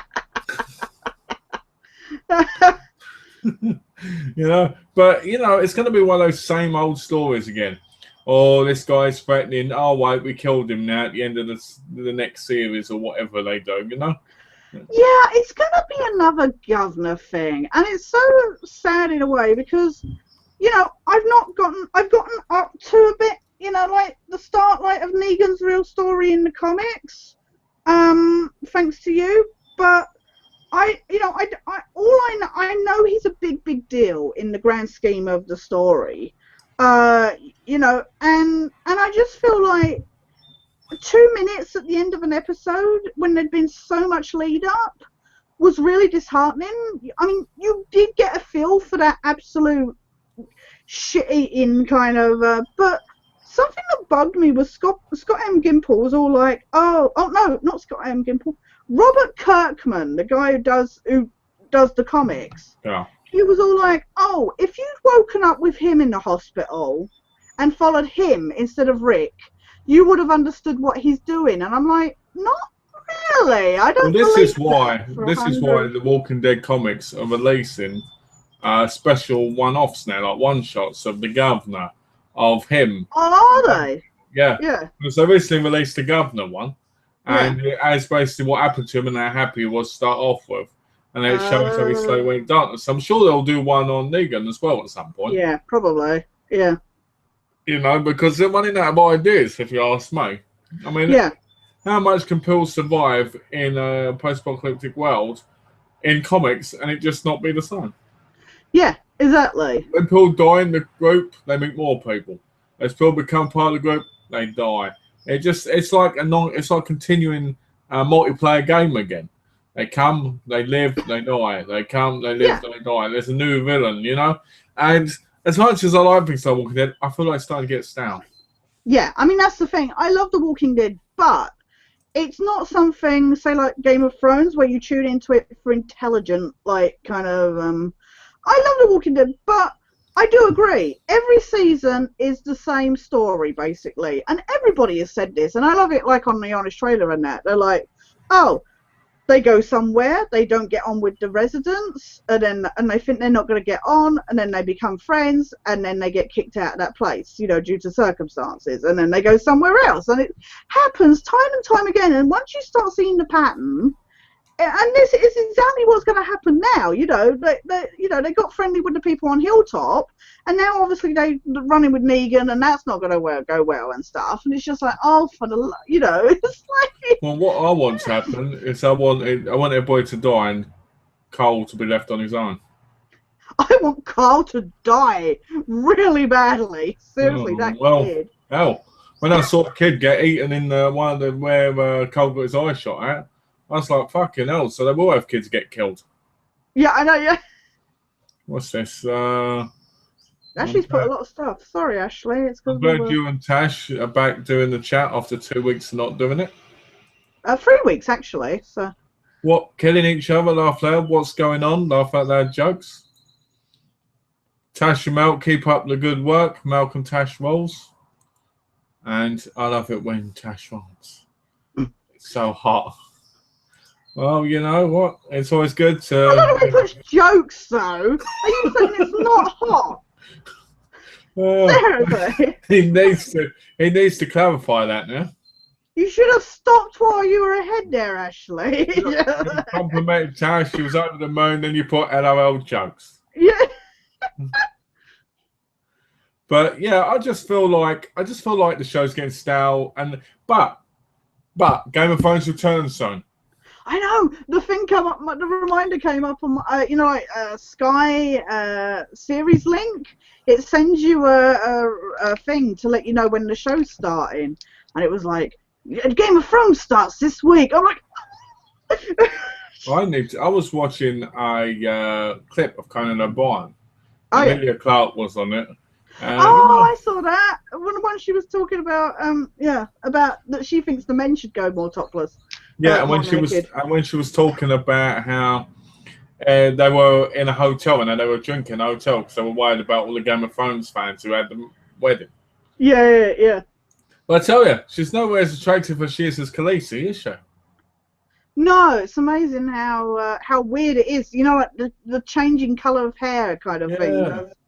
All I kept thinking was, well, she looks just like an annoying fucking English person, you know? Yeah. The guy who plays Sam was on there as well, and he was saying about all the theories he'd heard about Jon Snow and that. So. What, Jon Snow being gay and everything? Yeah. They call him Jon Snowplower, don't they? Oh dear. And that Sam, they he knows nothing. It's nothing. I don't do nothing. I just slip into people. If I see that Little Britain thing where Dave Williams played like the Prime Minister, and he stepped in and he went, I did not. I never liked Little Britain, but yeah. That's what it reminds me of. But I need to start watching Series 5 of Game of Thrones now. Oh, you still not watched it? No, I haven't watched Season 5 yet, but I need to because... Wow, even Jane's up to date on Game of Thrones. How are you not? I don't know. I can't believe she's up to date. She don't even get to watch that much. She's not up, I know. She's not up to date with Walking Dead, so... Yeah, who would want to be, though? I mean, I'm up to Season 4 on it. She's only on, like, Episode 4 of Season 5, so she's got a whole season to go. 2 seasons to go, so... I can't imagine watching The Walking Dead for another couple of years. No. I see it maybe finishing in Season 9. Well, didn't they originally think that it would be done by Season 7, and now it's like, oh, well, Season 8. Season 8 was what I heard. They wanted to end it in Season 8. That's what I heard. Morgan Reedus was leaving this season, but, you know. If he leaves, then he's an idiot, because that show's made him really popular. He's got, guaranteed. Mind you, he's got this new show, hasn't he, with him on his bike going around places. So. Yeah, riding on his bike, going somewhere and talking about Kleenex stuff. I mean, who cares? You know what I mean? Why would you want to? I don't get this. Why would you want to go somewhere on a bike, right, when you could be in a show and get 350 grand per episode? Well, he's essentially doing a Ewan McGregor long way round kind of thing, isn't he? It's just like... Yes, I don't understand these people. They're in popular shows, they're getting big money, they're big member cast. And they're like, And they're like, I want to get out of it. And you're like, I understand that he might want to have more, more... options, kind of thing. More options. Instead of getting stuck in a rut. But if that's paying you like $1 million per episode or something, why would you want to get out of that? You know, why would you want to end up being? I mean, he's got to be in his 40s now, surely. Yeah. You know, you could end up with something else. I mean, it'd be like everyone in Big Bang Theory going, "I want to be out" when they're making $1 million. That would be stupid. Yeah, but they had it on with. I mean, they had it with Michael Shanks in Stargate SG-1, where he was all like, "Oh, I'm bored. I want to move on to doing movies, this, that, and the other." He left the show, but then realised that actually he wasn't having much luck with getting movies and that, and was like, "Oh, I really miss doing SG-1." So then he went, and they had to one kick off another actor who'd taken his place and was doing a competent job, and then came up with this shit story about him being resurrected, just because he didn't have the luck that he wanted with moving on, you know, and wanted to come back to the guaranteed paycheck kind of thing. I hate that. You know, bloody what do you call it? Didn't he? David Duchovny. Yeah, exactly. He did it. Oh, I think this show's run its course. You know, I want to go make movies. And did he make it big in movies? No. And then he was the first one to go, "Yeah, I want to be in the next Exiles revival." I know. Every chance now, it's like, no, totally. I'm totally up for doing next one. You're just like, what a joke when people do this. Because if you and me were in a TV show, and let's not say something like EastEnders, a proper American show. Yeah. In EastEnders, you're lucky to make probably about $3,000 a week. All right. If we were in a big show like Grey's Anatomy as doctors, that would be terrible, by the way. Can you imagine me as a doctor in the show? Anyway. Yeah, whatever. Yeah. Right? Some people get really good at it, I guess, acting it, you know. But anyway, you know, we're making like 3,500 to 600 grand an episode. That's 20 odd episodes. Yeah. We're making some serious money. Why the hell would you want to leave? Well, Michael Weatherly's leaving NCIS this season. And it's just like, hang on. Now, fine, he's been doing that for 12 years. But like you say, for 12 years, he's had a guaranteed paycheck, you know, a nice, comfy paycheck. Why would you turn your nose up at that, you know? Well, it's like when people go on about Adam Woodyer in EastEnders, so he's been in it for years. Yeah. And I'm like, well, why would he leave? He's got a nice, comfortable paycheck, maybe not as good as in America. No. But he's got a great paycheck that can pay for his stuff and his kids' education and everything. I wouldn't leave. I'd be like, I'll stay and get as much money as I can as long as I can. Especially if you're doing something where, I mean, especially with the changing landscape of shows where, you know, we've got these shows that are, these series that are only 10, 12 episodes long. When you're only working on something for like 4 or 5 months instead of like a whole year, you've then got plenty of time to go work on something else, you know, kind of thing. Well, not exactly, because you've got to advertise it, you've got to talk to the people on the chat show. It's like, who wants to talk to Conan O'Brien? I mean, but you know what I mean. You know, I mean, you think about it. Some people must go mental now when they think about how much money people get and they didn't get that much money. Yeah. You know, I mean, imagine it. You're getting $1 million an episode. We could never imagine that in our whole lives. Well, that's what cracked me up about, like, every year when the renegotiations for the Big Bang Theory contracts comes up, and they're like, oh, I'm not getting paid enough. It's like, whoa, I won't come back unless I get more money. It's like, I'm sorry, either you enjoy the job or you're only in... Now, fine, money, it's a job, you got to live. But it's that kind of thing where, I mean, this is the thing like I've said, like, about, you know, like about sports personalities and stuff, you know, when they're demanding more money and that. I'm like, I'm sorry, if I got to play for my favourite team that I was passionate about, I wouldn't care how much I got paid, as long as I had enough to eat and live comfortably. And have fun. Yeah, exactly. I mean, if I got a job on a show and I was in a good cast where I got in with everybody, you know, it was like a family, why would I then go, you know what, I'm sorry, I am not coming back unless I get another quarter of a meal. You know? It's like on order, isn't it, with the guy? Yeah. You know? I mean, the guy in Special Victims Unit, what was his name? Oh, I can't remember his name now, but because he's in Black Ops, isn't he? Yeah, he basically was like, I'm not coming back, let's get paid more. They said, screw you, we care more about the female lead anyway, and iced tea. See ya. You know? Yeah. And I'm like, I bet that was the biggest mistake of his life. Yeah. I love it when they go on interviews and they're like, "Oh, I love these people. They're my brothers, my sisters, and that." It's like, and yet within a heartbeat, they would happily drop those people to then move on to something that's paying higher. You know, it's like me. When I move back to England, I want to be on EastEnders as a main star. Yeah, I can see that happening because I could turn up as one of the Mitchell kids now because of my bald head, right? Yeah, exactly. You know, I could pretend to be some other that or something. But anyway, you know, I would like to go on a show like that. And if I got along it, I would stay there. I wouldn't leave. Sam Stripe left because he wanted to go to Tinseltown in America and become big, and he was in Leatherface. But I mean, it's coming out, but it's not that big. You know what I mean? Yeah.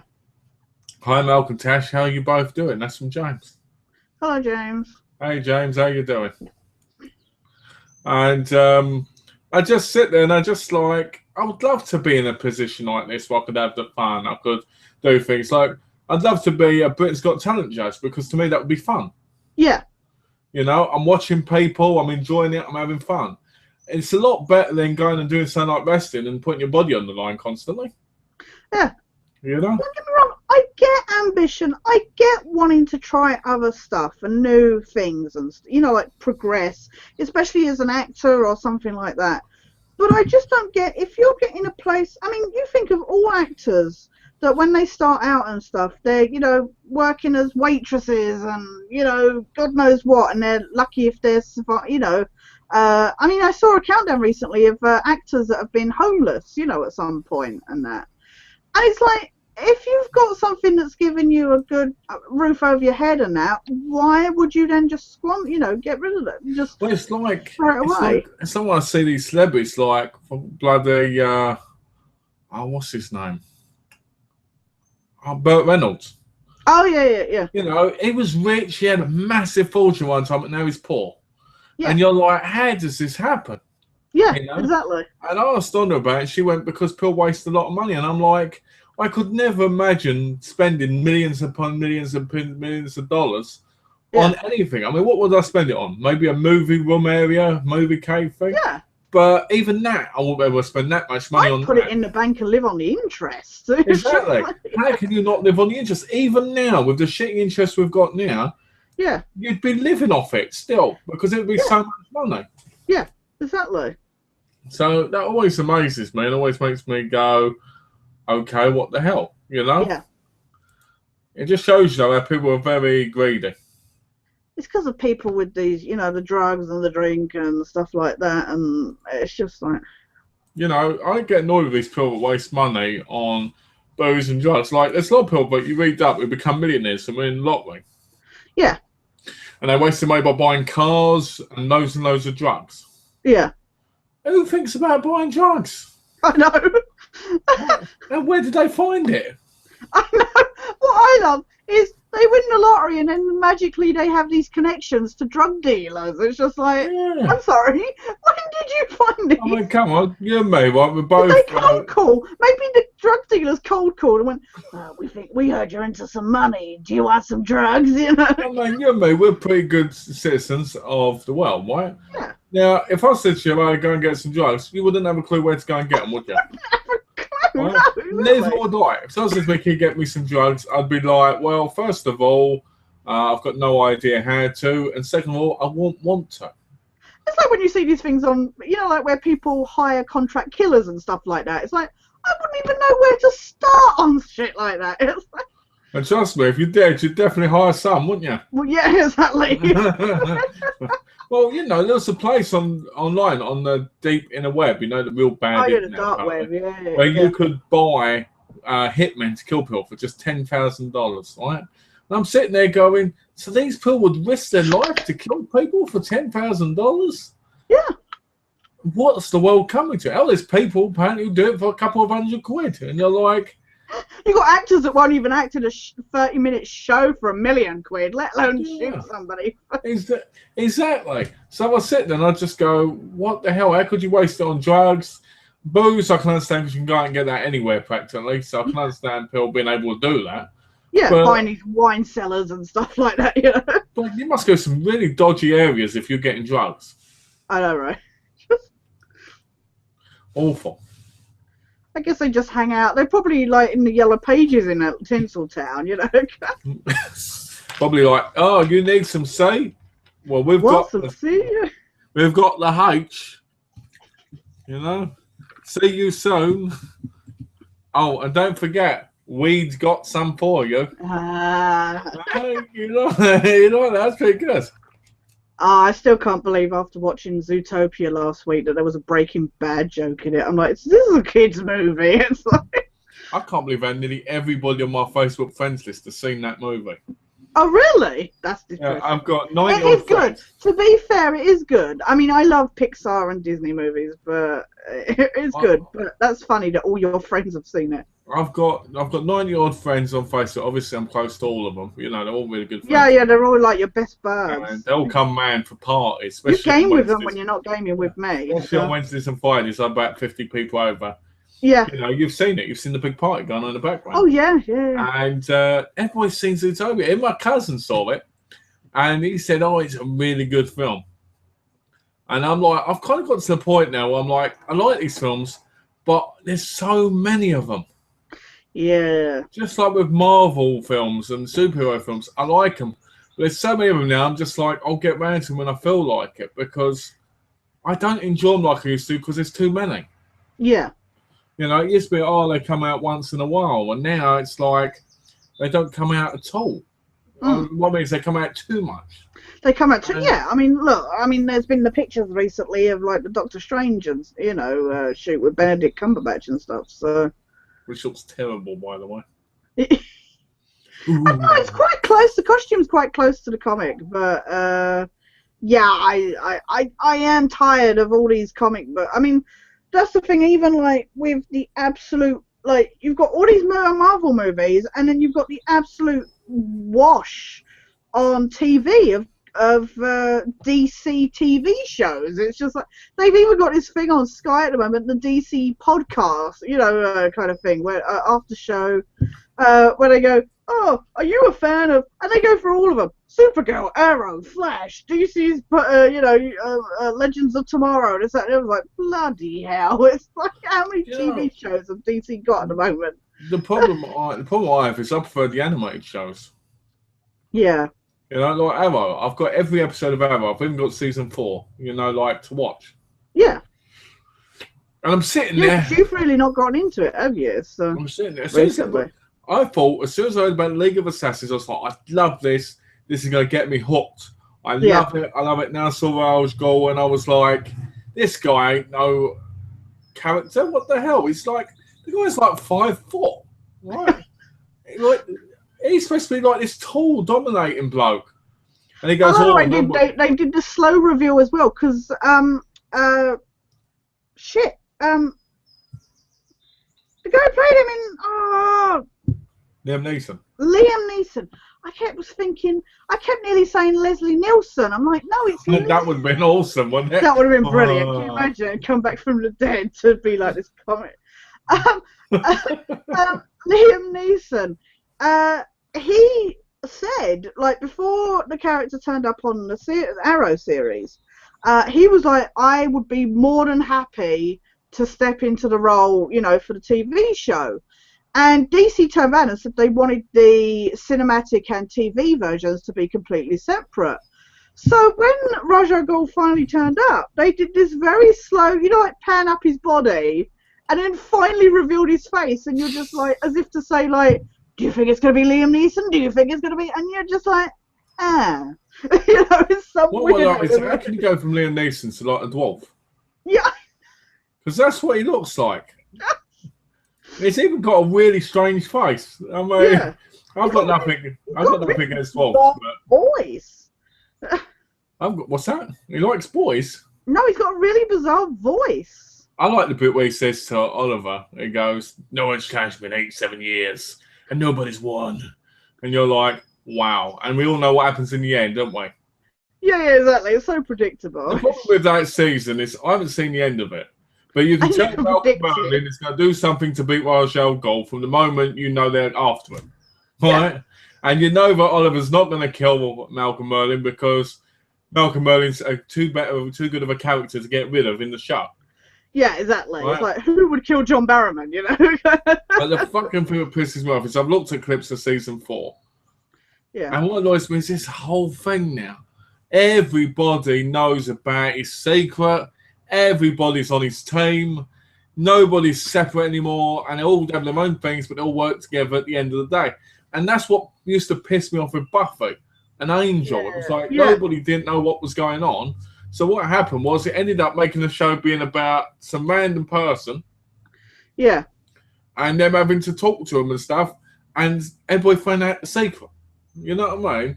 I like the joke regarding Buffy where I saw a series of reviews. I think it was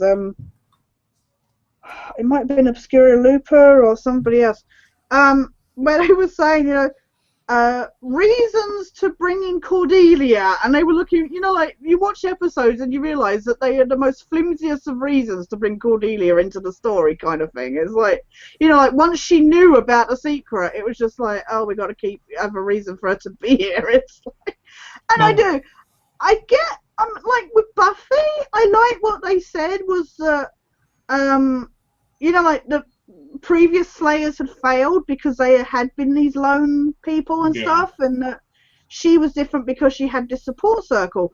But like you, when you think of Buffy, like the first 3-4 seasons, like she was keeping a secret from her mum, and then it got to this point where it was like, oh, just tell everybody, you know, the whole school knows Jonathan, you know, it's all like, oh, she's the class protector, you know.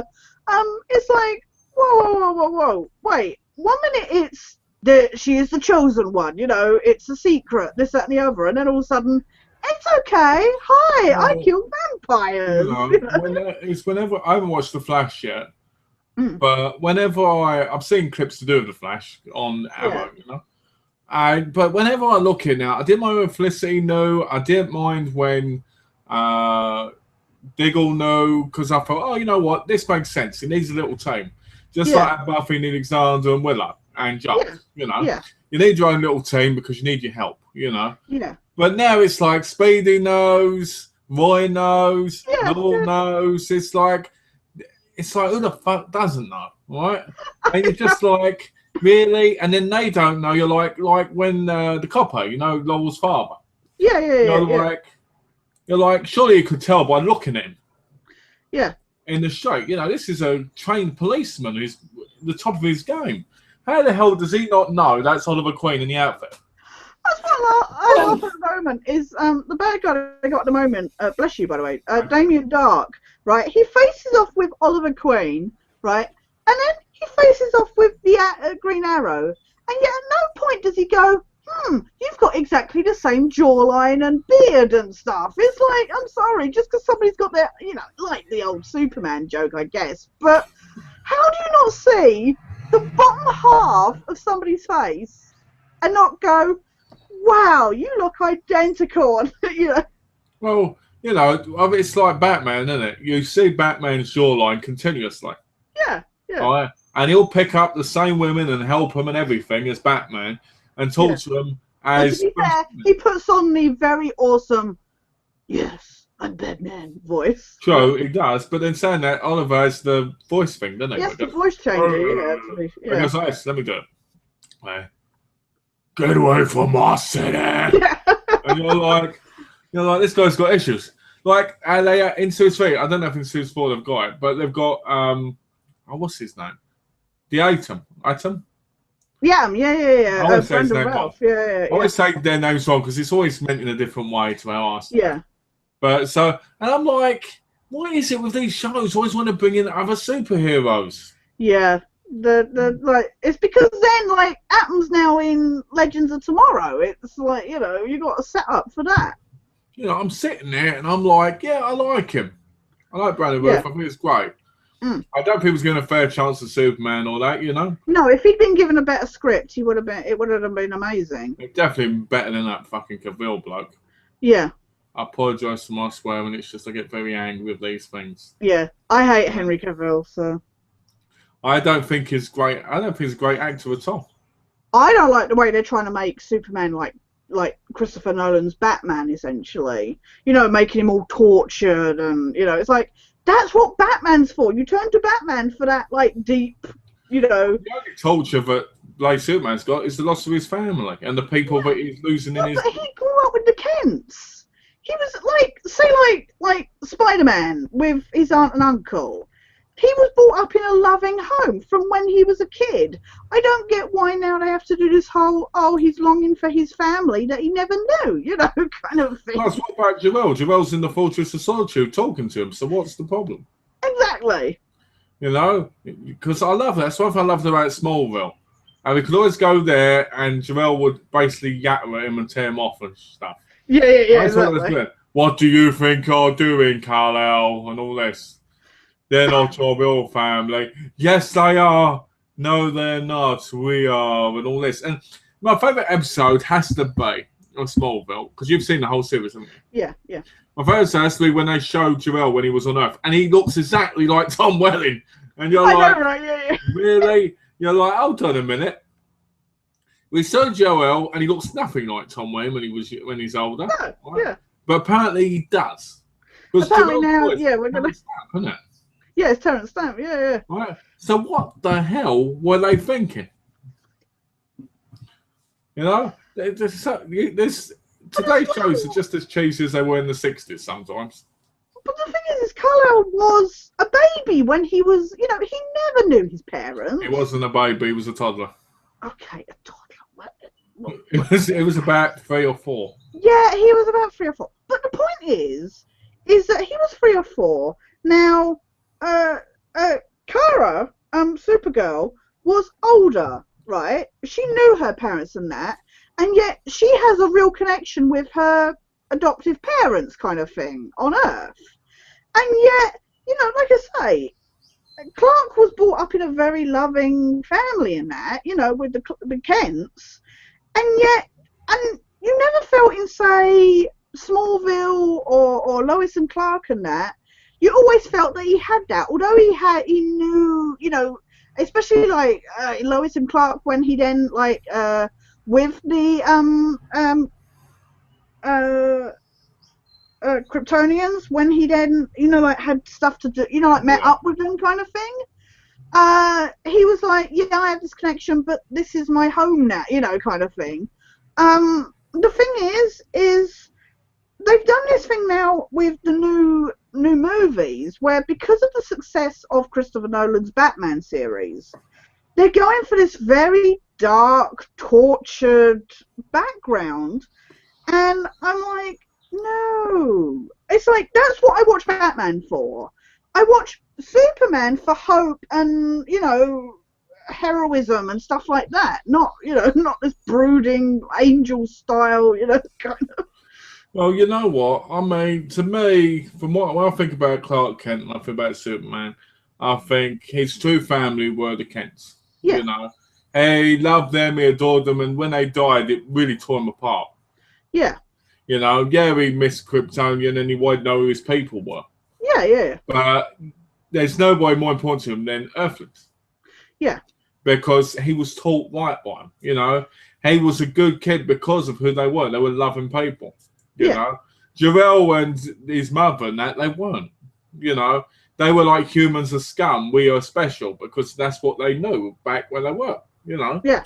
Just look at the way Jarrell talks about it. Ashley? Sorry. What's that? Said he's back. He was doing his dinner. No, he was doing his dinner. What did you have? And It's late for dinner. I mean, I just want to say though, his cousin, what's her name? Kara. Kara. She's bloody fat, right? And she's fat as hell, right? I will say she is good as Supergirl. I will say that actress is. Right. You know, like when they were debating, like I haven't seen the Flash Supergirl crossover yet, but you know, I have to admit, I had to say that for all the men out there. I said for you personally, it don't bother me, but I had to say that.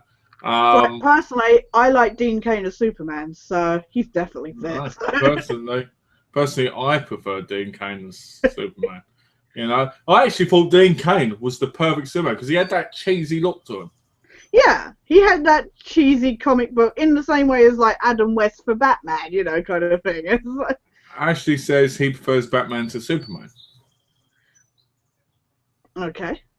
I think I actually prefer Batman. I'll tell you why. Because Batman actually has a reason to do what he's doing.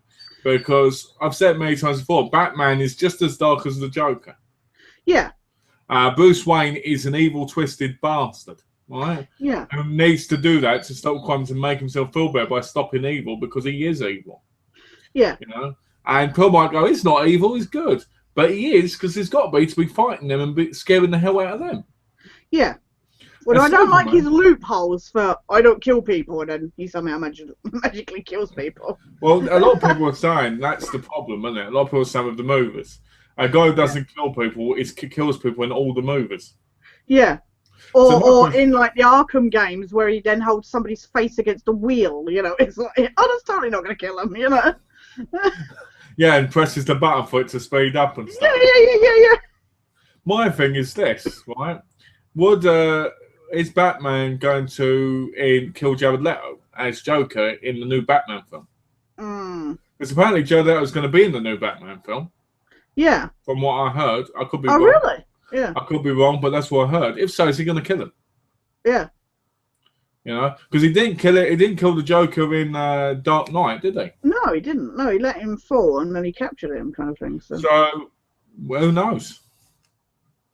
I agree about Batman. I mean, I stand by. I've always said I'm not a big Batman. Like, I always said that if it was a choice between Superman and Batman, I would probably go for Superman. But I do completely agree.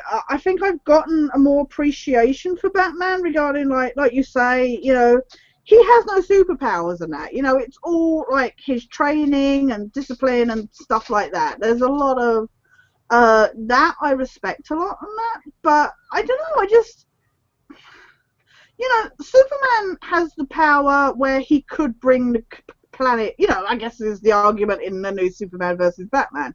Batman versus Superman, sorry. I guess the whole argument is that, you know, he could bring the planet down to its knees with his powers, but he doesn't use it for that purpose, you know, kind of thing. I don't know. I guess they each, I find them very different characters, and I feel that you can turn to each of them for very different needs depending on your mood, kind of thing. Yeah. And that's my problem when they then try to make them essentially the same. That's why I have an issue with that kind of thing. Well, I think when I've talked to people, I think it was Ashley I spoke to about this, or maybe it was Joe. Basically, I said, how the hell would Batman beat Superman? Yeah, we did talk about it. You probably talked to Ashley as well. But because the metal suit he's got, he could just put his hand for. Because there is an actual comic strip where Superman actually kills the Joker. Right, yeah. He actually puts his arm for him and pulls out his heart and kills him. Oh, really? Yeah. Yeah. It was actually in a comic. And the only reason I know that is because I watched the famous top 10 reasons superheroes have killed people. You know? Yeah. But the problem I have with Superman is the fact that he's boring in a lot of ways. Yeah. He's not a horrible person, but he's boring in a film. None of them have ever been that fantastic. Yeah. A series, yeah, but not a film. I mean, Man of Steel I haven't watched, even though I did, can't be bothered. Bloody Batman versus Superman, I couldn't be bothered with. Superman Returns, didn't watch that. All I ever watched was the Christopher Reeves ones. And they got boring after a while. He is quite, like, very shallow in a way when it comes to storytelling. But that's why I find, and actually, this can kind of segue me onto something I said I wanted to talk about earlier. Okay. I guess that's why, in a way, like, Smallville made him seem more interesting, because you saw that build up to him becoming Superman. Yeah. And I won't segue on yet, but I was just saying I think that's why, you know. Yeah. Sorry. What's this? Eating chicken curry. And Malcolm, tell Tash about my Batman Z box. LOL. Okay. Well, I actually got a Z box. Basically, I had 2 puzzles in it. A 3D one. A Z box is the Zavi mystery box. Oh, okay. It's like Zavi's version of Nerd Block. Yeah. And a Wonder Woman plushie. You know those round ones. Right. and it had a shirt in it of Bruce Wayne walking to Wayne Manor, and it had playing cards in it. Oh, okay. All for like 20 quid. Yeah. So that was a rip-off, if you ask me. Yeah. So, yeah, that wasn't really that great. It's a bit disappointing. Yeah. So Ashley was upset about it, cried over it. Yeah. He didn't really cry, but he wasn't impressed. So, what was the thing you wanted to talk about next? Oh no, sorry, because we were still talking about. If you want to still talk about. Well, we can move on if you want. No, because the reason why I wanted to say, well, because saying about like, you know, like we were saying about the origin stories of like Batman and Superman and stuff like that, and like I said, I watched the show Dickensian, and what it was is it was showing like the characters from the Charles Dickens novels, like before the novels. So like before Oliver, you know, like before Oliver gets in with Fagin and that, or you know, a number of other things, you know, kind of like in the lead up to them, like say like the same with Oliver, like before Bill and Nancy get together, kind of thing. Yeah. It was all interesting because it was showing them in that lead up, because then you're waiting for that point, like in the final episode, like where like from Bleak House, where Lady Deadlock has to go off and marry, you know, against her will and stuff like that, and it was interesting to, and I found myself really sucked in, because then you're looking to see, it adds that layer of depth to what you know, like if you've seen all the adaptations and stuff, you know, it's then interesting to see how they got to that point, and it adds that level of either tragedy or depth or heart and stuff like that. And I'm not normally a fan of prequel stuff. I find it can be a lazy way of, you know, like when you've already have an established story, it's like, we want to do a sequel, but we don't know what to do, so we'll go back to before, you know, kind of, like, I guess, what was it, the Borderlands, the pre-sequel kind of thing, you know, kind of, so I was just curious on your thoughts of prequels kind of thing, and how that, I mean, obviously Dickensian, it wasn't a prequel as such, because obviously they didn't all live in the same street and stuff, but it was interesting to see how their different interactions could then. My view of prequels is that sometimes they can be pretty good if they're done the right way. Yeah. But I agree with you, a lot of prequels are very sloppy. It's like, an example is the movie series I watched, The Young and Dangerous. I watched the first 6 movies. Right. And this was Asian films. Right. It's about tribes, and basically for it, Chan Nam gets to basically the leader of the whole tribe. Yeah. Then they made 2 prequels. One about Chicken, who was one of the main cast members in it, but Chicken was also in the sequel, right. in the group. So there were 2 different prequel stories, which basically clashed. Yeah. But at the same time were connected, which made no sense. Right? Yeah. And it felt like they did that, even though you saw a bit of what it was in the first movie, it felt sloppy because it felt like they were trying to cash in more. Yeah. And I don't like that. I feel like a prequel needs to have something like how The Godfather 2 was a prequel. Yeah. The Godfather 2's prequel worked fine because it was talking about how Vito Corleone became who he was. Right, yeah. Like the Infernal Affairs 2 one. It showed you how they became from police officers and criminals to going undercover.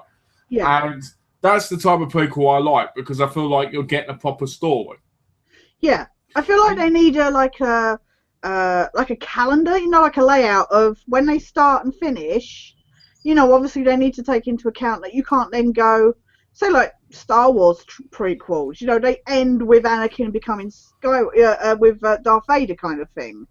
You can't then do another prequel, if you know what I mean. So, but like you say, sometimes, like I was thinking about, like, say, Fear the Walking Dead, and I was thinking, you know, that's a set time before, like, The Walking Dead starts. It's like, okay, but then how do you pace it? Because, you know, sometimes, I mean, especially with a TV show, you can't guarantee how long that's going to go on for due to popularity and stuff, because I know they've just started season 2.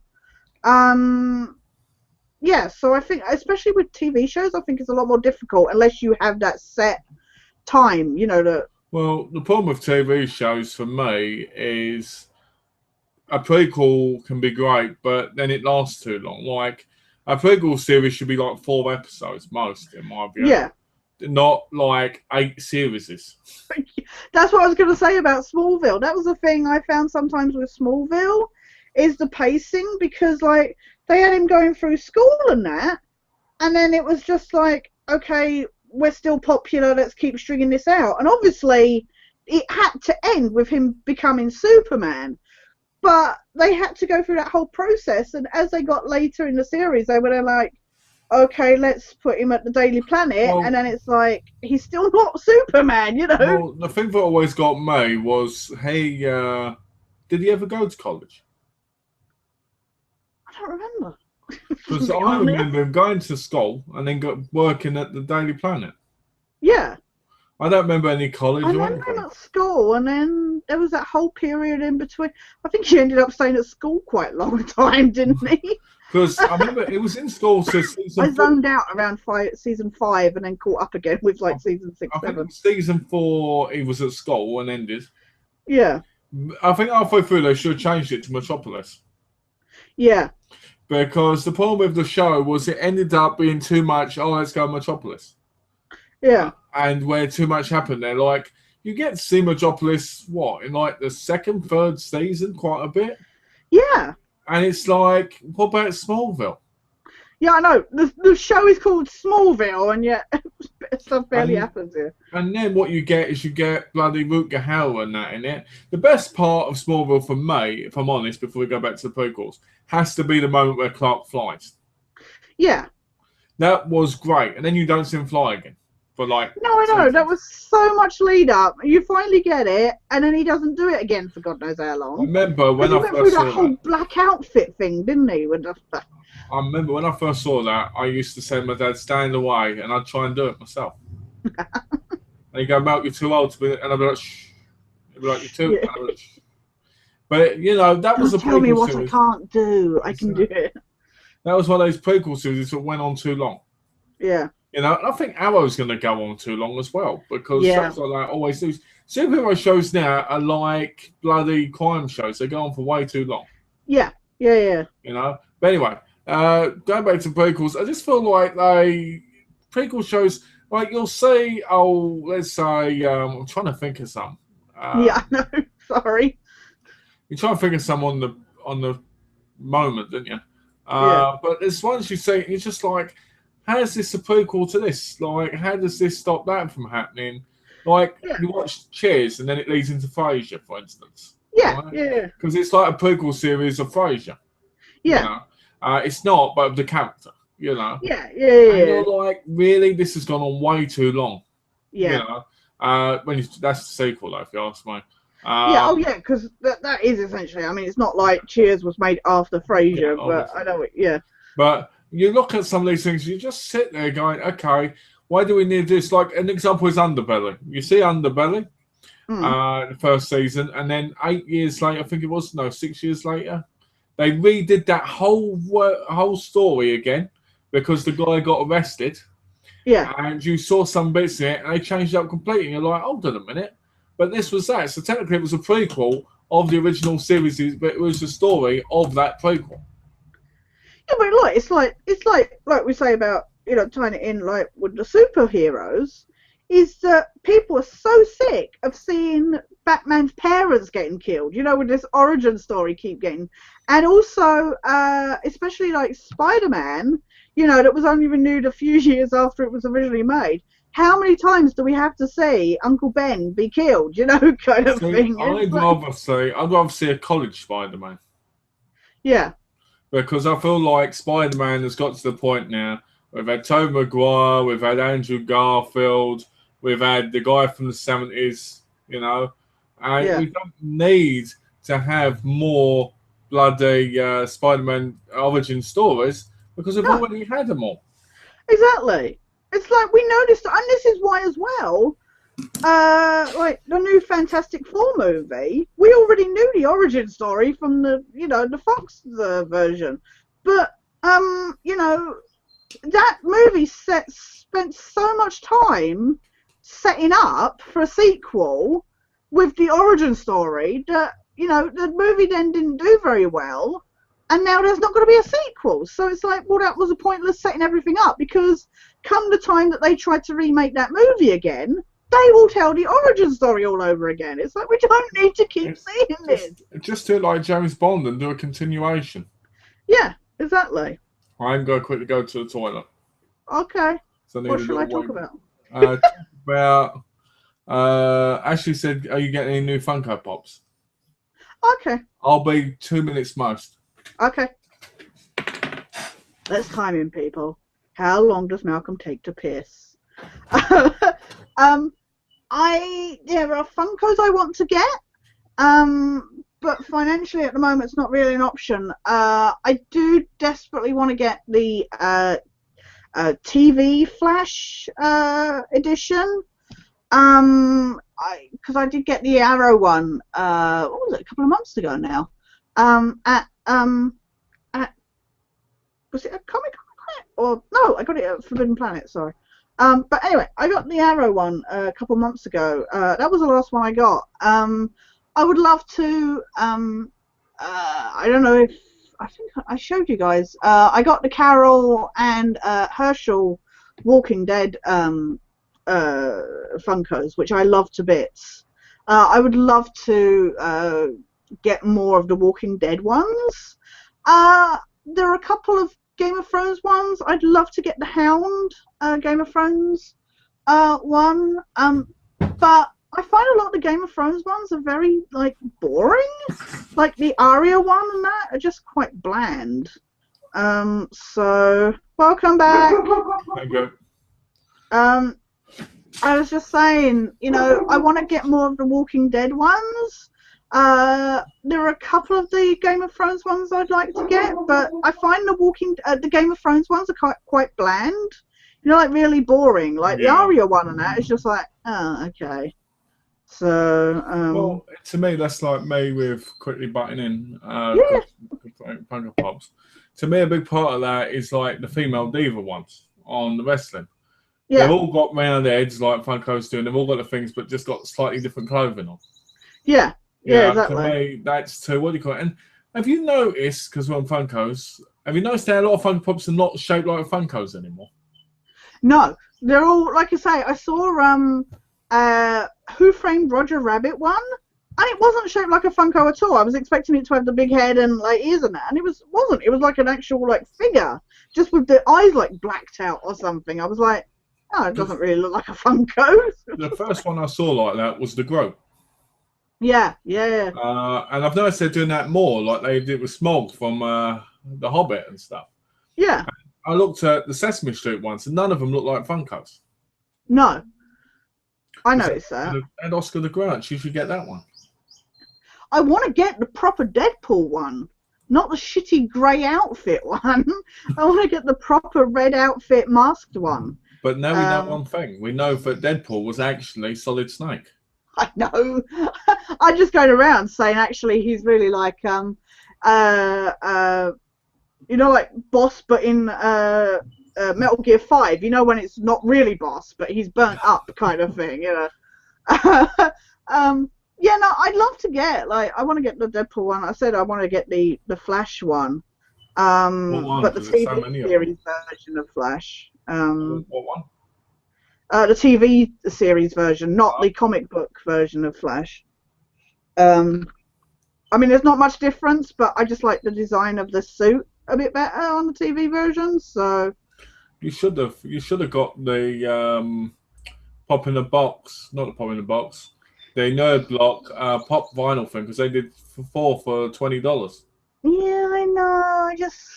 And one of them was Morgan. Yeah, like I would love to get. I'm very hit and miss. You know, like when you go through those phases of I really want that. You know, like I say, when I was like, oh, I must go get the Herschel and Carol ones, you know, or something like that. It was. Sometimes I go through phases where I'm like, I must buy that now. I would love to get the Darrow on the bike. There was one I saw recently. It was a new release. It was one of the bigger ones, and I cannot remember what it was. That's going to bug me. But I was like, I must have. So I wish they would do more game ones, because that would be quite cool. That would be really cool. I do want to get the Fallout Pip-Boy one. Yeah, I've seen that one. That's pretty good because the comic shop near me has tons of Funkos. Yeah. Right? And all I keep thinking is if I had my iPhone right now, I could take all these pictures and put on Facebook like, here's me with one of the Bella Twins toys that's wrestling. And taking a picture with them, and like joking things. Yeah. Right? But I can't do it because I've got an iPhone, which always annoys me about being there, which would be good because I don't have one in England. But I go in there and they've got tons of Funkos. All I keep thinking is most of these look like crap, right? Yeah. I like Funkos. I think they look nice when they're done properly. Yeah. But when they're not, I feel like they're utter garbage that people just buy for the sake of it. No, that's why, like I say, a lot of the Game of Thrones ones, I like the characters, but I don't like the Funko of them. Yeah. I like Arya, but her Funko is just really boring. I'm like, Well, it's like for instance, Harley Quinn. Harley Quinn's got like 7 different Funkos now. Yeah. And I'm like, they all look different, and that's good, but I can't see myself having more than one. I mean, the one you sent me, I'm happy with. Yeah. I won't go out and buy one but add a different hammer or something because to me that's ridiculous. Yeah, or without a face paint on or something. I mean, like, that's the thing. Like the Walking Dead ones you sent me are exactly the ones I wanted because they were the most recognizable as the characters that they are. Like Rick in his sheriff outfit and that. I wouldn't then go, oh, I'm gonna go get Prison Rick or something. The disheveled, kind of, or and that's my problem. Like with getting the Daryl on the bike, is I really like that, but I like the Daryl you got me because it's more recognizable with the vest and the crossbow and that. It's like, and I don't like it when there's like 20 versions of the same. Like I say, I've said about the Breaking Bad ones before. The different versions of Walter or Jesse, and I'm like, no, I got the iconic versions. That's what I want. Ashley sent me a picture of CM Punk and Funko Pop. Right. Yeah. The wrestler, and they're selling that now for £124. Really? I'm like, who would pay that for a Funko, right? But people would, I guess. You've got to have a big ass to have all those Funkos. You've got to, especially if you're keeping them boxed. It's just, you'd have to have them stacked on the wall and shit, wouldn't you? Yeah, you'd have to have a whole wall. I mean, even just seeing them like at the conventions and that, you see how much space they take just for the small selection that they have. Whenever I see them on conventions, I just feel like running by my arm and knocking them all off, and then I know you just want to push. Like like those old game shows where you throw each other into the thing. Down with the wall. That's what it feels like. I should just throw myself at it and just smash everything and roll over it, because they're nowhere as good as they should be. No, my only issue with the Vault Boy one, is I was debating because I wasn't sure whether to get like a realistic, like the actual like bobblehead, the proper, more like the one that's in their game. Or get the Funko. I was like, well, the Funkos I collect, but at the same time, I like the one that looks more like the character in the game. So it's like, I don't know which. So I haven't picked yet because actually, like I say, the Funko doesn't look bad. It looks like the character, so it's not like it's too different. But at the same time, I like the idea, like with my, hang on. Like with my little Sackboy.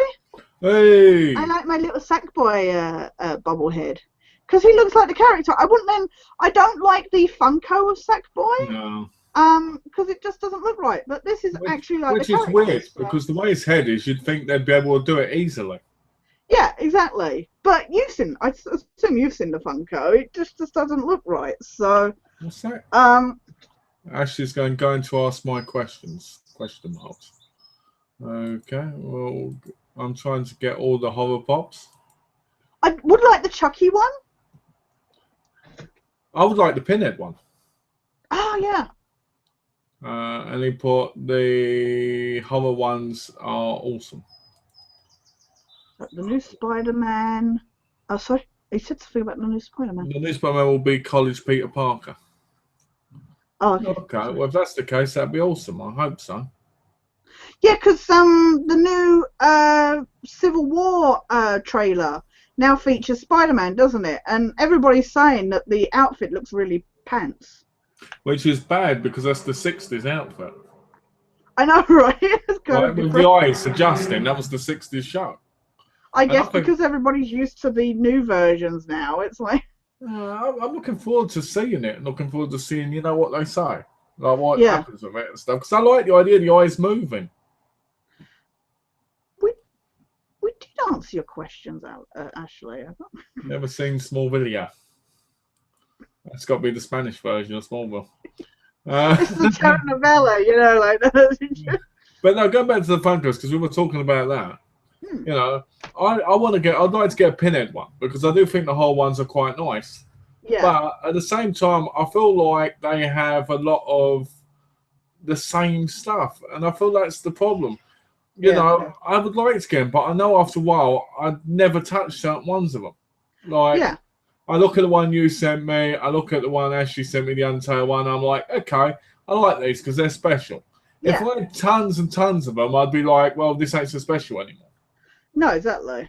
I'm just getting them now because for the sake of it. And I think that's a problem with collecting things like Yeah, you would only get them if they're like special. I wouldn't. That's why I don't get anything like pop in a box or that, because I only want to get the Funkos of things that I love and that I like, you know, kind of thing. I'm not going to go get one of just some random. I wouldn't mind getting the Thundercats ones, to be honest. I that. would It'd be like to get awesome. those. I'd like to But yeah, I'm not just going to get random ones, kind of thing. say, I look at some, like when I'm in the shop, I look at them and I go, well, these look really nice, you Yeah, know.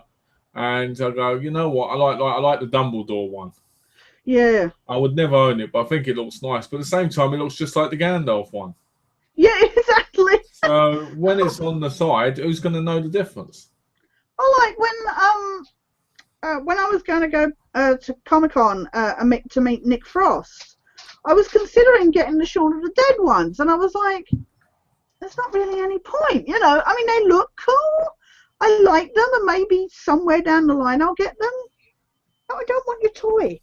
And I guess at some point I'll get them, but they're not like things that I'm rushing out to get, kind of thing. It's just like, Oh, that's funny. Mother left with his head down like this. It's so funny.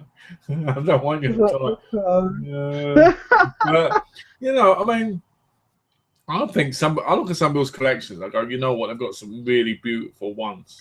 yeah, And I go, you know what? I like shows like I like Green Arrow, and I like a Green Arrow one. But yeah, at the same time, I'm like, would I really want it, or am I just yeah, saying I want it because I'm in the mood for it at that moment? You know what I mean? yeah, And exactly. I can never get them out of the boxes because the OCD me would be like, no, I can't do Would it. be like, no, yeah, exactly. In case they're worth saying in the future. Yeah, Not that I care about that, but I would in the future if I but you would, get yeah, the yeah, chance, exactly. Yeah. Misty, LOL. And Misty's his dog's name. Oh, okay. And which is funny because my auntie had a dog just like Mulder who was Yeah. called Misty. Oh, really? Oh. Yeah. How weird's that, eh? Did Ashley know that? Or? No, I actually didn't know that at all, actually. Oh. Yeah, it was the same breed and everything. But called Misty. Oh. There you go. You see? But, I think the problem is with any collectibles, it's like whether it's. Okay. What's a Hit Girl Funko? What's Hit Girl? Hit Girl, from Kick-Ass. Oh, okay. I still haven't watched Kick-Ass, so. You ain't seen Kick-Ass yet, you'd love it. I know. She's the one with the pink hair, right? And the Purple mask. Oh, sorry, yeah. It's just put her outfit on, and my cousin always cracks a joke about how I fancy her. I don't, but he always cracks jokes about it. Yeah. You've got the movie, so right? I got it. Dan gave it to me in a box set for Christmas one year, so. Okay. Because it came with, like, Hellboy 2, Wanted, and Scott Pilgrim, so. Oh, all good films then. Yeah. Have you watched anything from the set? Yeah. I watched Hellboy 2 I'd already seen before, but I sat down and watched it. I then watched Scott Pilgrim. It eventually because I was like, you know, like curious. It was one I'd always wanted to watch, but wasn't in a rush to watch. And then I wasn't really in any rush to watch the other two. And Dan was like, "Oh, you're gonna watch Wanted," so he made me sit down and watch it while he was here, and I was just like. Wanted is I saw one in the cinema and I absolutely loved it the first time. After watching it that time. Bless you. Thank you. After watching it the first time, I can't watch it again because it's one of those movies where you're just like, where's it going? And then once you know, you know. Yeah, exactly, yeah. Kick-Ass has got a second movie out. Oh, really? The second movie is nowhere as good as the first one. Right, yeah. But it's definitely a film to watch. It's actually based on comics. Yeah, I know it's based on comics. And it looks good. I do intend. I haven't watched a movie. I haven't even bought a movie for ages. So. Neither have I actually. I bought a movie in I'd say about a month or two. Yeah. I've had pre-orders come, like one pre-order, Yeah. but I haven't actually bought anything because the pre-order I bought was that Galileo set, wasn't it? Right. And I watched that at all. You know, Yeah. get rid of movies. And to be honest with you, I wouldn't say I've gone off movies, but I'd say I've gone off it for the minute. Yeah. You know? I think I've been so much gaming and stuff like that it's just like my focus is elsewhere. So. I wish I could even say I'm doing that. No. Talking about gaming, actually, how are you going to do the DLCs for Fallout? You know what? One, I'm not gonna do the Automatron one because that looks cack. And to be honest, I'm really not interested in the fighting pit one. I know it's got trophies, but I'm just like, I feel like I'm done with that game for the time being. And unless there's an amazing DLC, I mean, I don't have the season pass for it anyway, so not all the DLC is free for me. But at the moment, I'm happy with what I'm playing elsewhere. You know, I've got more than plenty to play, even on just the PS4 alone. You know, I just platted Enslaved, so yay, my 26th plat. Yay. You know, I haven't even gone back to Akami yet. I haven't turned my PS3 on since I finished Enslaved. And I haven't actually gamed for the last few days. So, although I am an idiot, I went on Evil Within with the intention of doing the one where you only kill the keeper twice. Did it, and then realised I already had the trophy. Don't you love that? We need to do the rest of that DLC together. We do. We need to set up a day when's best for. We need to do it. Because we need you to do Akumo as well. Because you had to delete it off your system, didn't you? Otherwise, we would have done it while we were waiting for the Division to go back online. That's a good point, actually. I need to see you do the DLC. And then while I'm watching you, I could be downloading it. Yeah. Well, just let us know when you're free, and then. You let me know when you're free. Yeah. Well, I'm free most of the time, so. Okay. Well, we'll figure it out then after the chat. Yeah. Cool. But, you know, I look at the Fallout DLC because there's a new one coming out, I think, next month. Right, yeah. Or because the last one came out this month, didn't it? Yeah. And there's a big one coming next month, a big expansion pack with trophies. Really? Yeah. And I was like, I need to finish the game by then. But I did something to make you proud. I read up on how to do all the settlements. Oh, yeah.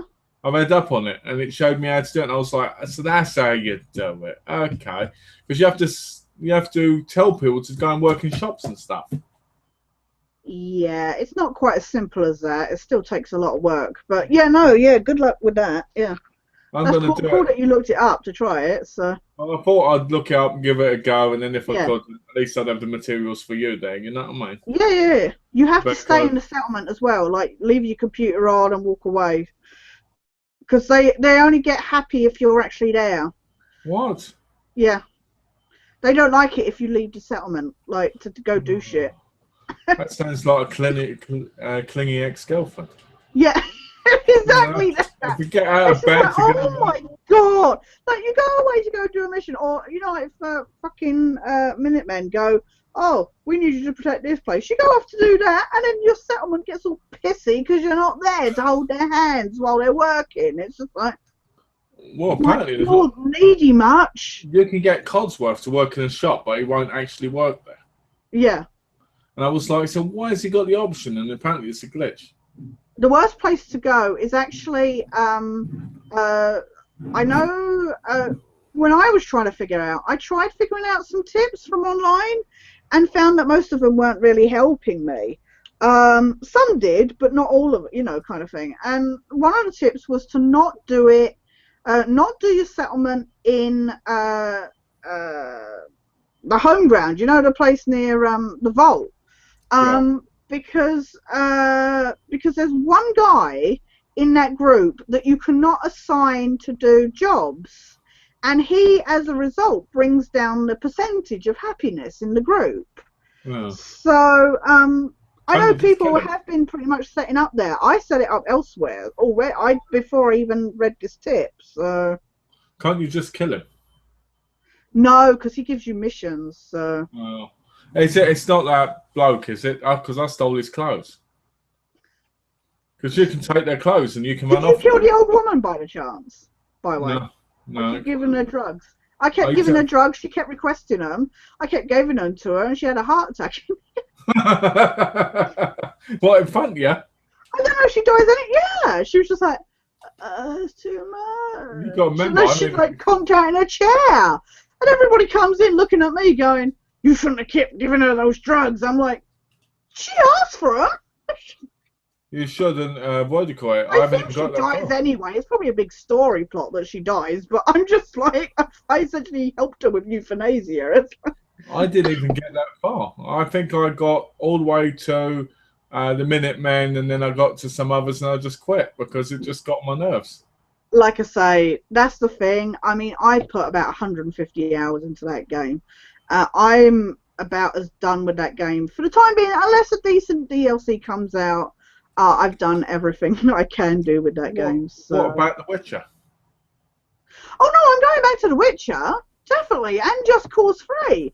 It's just at the moment I'm working through games that like GTA in that I've kind of Until Dawn I know is a short one, although I now, because some stupid bitch died because I missed a QuickTime event, I'm now going to have to play that through like 3 times. But I know it's a short game, so I did it in one night. I did it. I completed the whole game in 6 hours and got all the trophies. So really, yeah, it's not that bad. Once you know what you're doing, you can just run through it. Yeah, exactly. That's the thing. At the moment, I'm still doing my normal thing of, you know, like walking everywhere and slowly exploring everything. So once I've played it through the first time, I know the following, playthroughs will be with, any guides or, speed runs kind of thing. But yeah, I'm playing plenty of other stuff at the moment. I mean, I gotta get back to bloody Shadow of Mordor at some point. Me too. So I've got plenty to play. I'm done with Fallout. I mean, even at some point, I would like to go back to, heavens forbid, I would like to go back to Metal Gear 5 to maybe try and get more of those S ranks. But even I would like to go back to Ground Zeroes, to be honest, to get a better rank on the bloody end game. Now I'm into the controls and the setup of the new, system. I would like to go back to that and replay it, kind of thing, to get a proper run on it, because I didn't do a proper run on it. So the annoying thing for me with Phantom Pain and Ground Zeroes is I know I could platinum. Yeah. Oh, I know you would work this shit. Yeah. If I was in the mood, I know I could do them. And I just can't be bothered. That's the most annoying thing for me. At the minute, I'm like, I've got all these games, I could plat them, and Tash is getting more plats than me right now. And I know once Tash catches up to me, she's going to be like, I got better than you, I've got further. No, I will never catch up with you, but you've been playing a lot of other, like, smaller games, like the Lego games and stuff like that. So smaller games? Not smaller games, but, I mean, games that you don't have to put, like, 150 sodding hours into, you know? You're joking. I mean, when you think that I actually platted Fallout 4 and, got close to it on Metal Gear, it's like, they're big games. When you think Lego games are the same repetitive bullshit over and over and over again. Yeah. Oh, no, I'm not saying that they're easy. I'm just saying, I just meant you've played a lot more games. You've really packed them in, like, I mean, you got through a couple of those in, like, literally 2 days, you know, kind of thing, so. Sure, I did. I need to. I could probably do Metal Gear Solid, but the one thing that would ever take me with it is getting those S ranks. Yeah. Because I would have liked to have gone for the S ranks from the beginning. Even worse is at the, in the later ones where they have a lot of restrictions on the mission parameters. Like, you can't raise an alarm or you can't be spotted even tinily, you know, kind of thing. It's. I need to get back to Hitman because I almost platted Hitman contracts. Oh, yeah. Yeah, I need to get back to it. I was just. Because isn't it out like next month or something? Or yeah, June the next or one whatever. is. I bought that, and I gave up on it because I was just like, I have to do all these bloody challenges. Yeah, I think I'm going to wait until it comes out on disc, to be honest.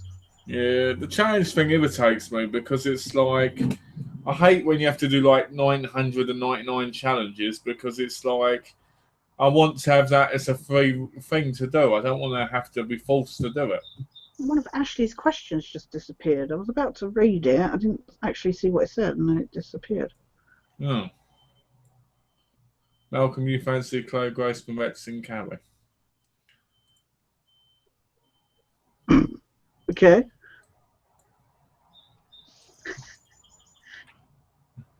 Well, I guess that's true because then I said I did like her with blood on her, but you know.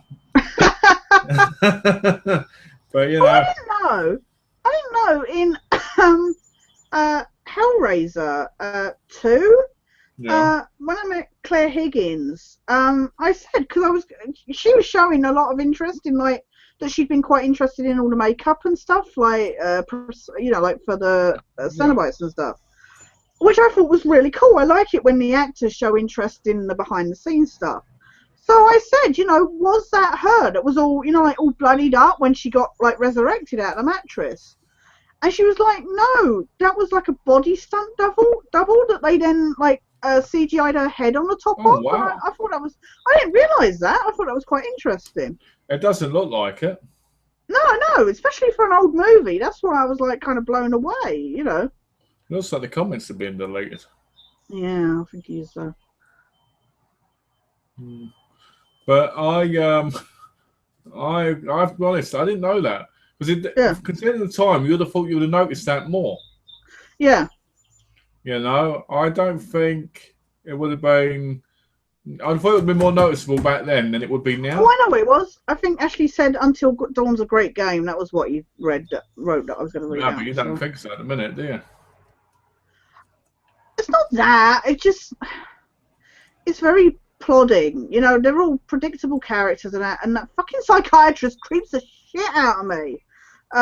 Also, I don't like the fact that rips off Silent Hill Shattered Memories. Sure. But it's all right. I get what it's doing. I like the way it uses all these like tropes and cliches from horror movies, but I'm really not getting into the characters. They're all like, and I don't like the way that Hayden Panettiere's kind of character is made out to be the angel of everything, you know, kind of thing. It's like, this is probably the biggest horror guy in real life. Yeah, I know, right? So I'm just like, I don't like the way they've got like this. They got her and they've made her into this sodding like, and yet all the other characters, you know, you got these characters like Chris and that, they make out like he's supposed to be a good guy, but then he acts like a complete douchebag, and you're like, actually, I don't like you, you know, kind of thing. It's like I find the game, from my playing of it, I find it to be very. Oh, there, it's popped back up again now. I find it to be very. I don't know. It's one of those games where the first time you go through it, you're like, I need to get through this. This is pretty good. I'm enjoying it. I think it's great. And when you play at the same time, you realise most of your choices ain't really your choices, like a telltale. Yeah, they make out like, you know, it's your choice and that stuff, and then you're like, oh, actually, you know, that was going to happen anyway. I don't like the way as well they keep trying for these bloody jump scares, and I'm just sat there going, yeah, whatever, you know, because you know something's going to happen. Like if you're walking around an empty room or something, you're like, yeah, no, this is totally going to happen. You know? I've only got 2 comments now. Really?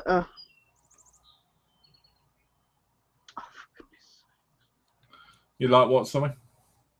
I like some of the sound design, and I like to say visually it's beautiful. But yeah, like it. I'm going to be interested to see where it goes. But the problem is I know like a lot of like the story bit elements. Yeah.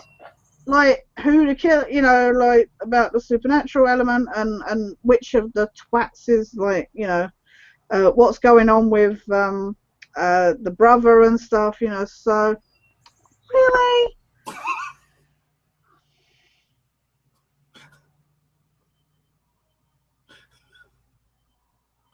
Oh dear. I'm trying not to say it, you know. And I don't see a point in deleting all the comments. I just, But it's like, you were here. Why, you know? well, we we read all the. we answered your questions. I don't know what more, you know. We read all the comments. Yeah. It's like if we start talking about something, we're trying to give a full answer, aren't we? You know, like The Walking Dead or Funkos or something like that. So then we talk about that for a length of time, so we don't get a chance to read the comments, and then we come back to it, you know, later kind of thing. So, of course. I mean, look at when I was telling John, some of your comments weren't read straight away. Yeah, exactly. You didn't mind because you were like, okay, they'll get round to it. Yeah, I know. That's why I always love it though, because like, you know, you put a response and you're like, and then you don't read it till like 10 minutes later, and it's like, so what was that about? You know, so I'm like, I really need to, when I'm writing a comment, I need to put, this is about when you said, you know. Yeah, this is about when you said this, and now it's not this. So go back to that and remember. Yeah. So what were you saying about Until Dawn? You like for? I like the.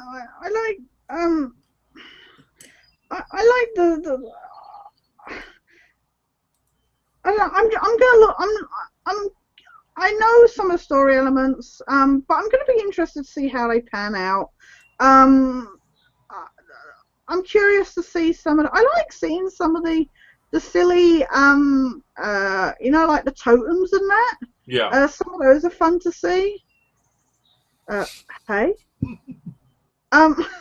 Hi. Hi. Welcome to our chat. Good to see you. You just arrived. Sorry. Oh, come on. I'm going to get so much flack shouted about me now. You watch. That was funny, though, how you said that. That was brilliant.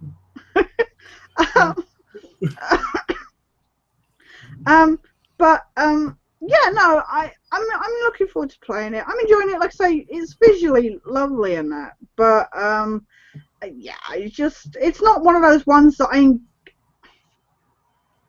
it's not one of those ones I engage myself in, if you know what I mean. Oh dear, it's one of those days. That's why I like go off. Like I play it for a bit, and then I get to like either the end of the chapter or some point in it where I'm like, okay, I need to stop this, you know, and like move on to something, because there's no real gameplay. There's not much you can do with it. So it's like I need to play something where I can like jump or shoot or whatever, you know. Well, the problem I have with the game is, unless there's action going on, all you're doing is walking about. It's essentially an interactive movie. It is.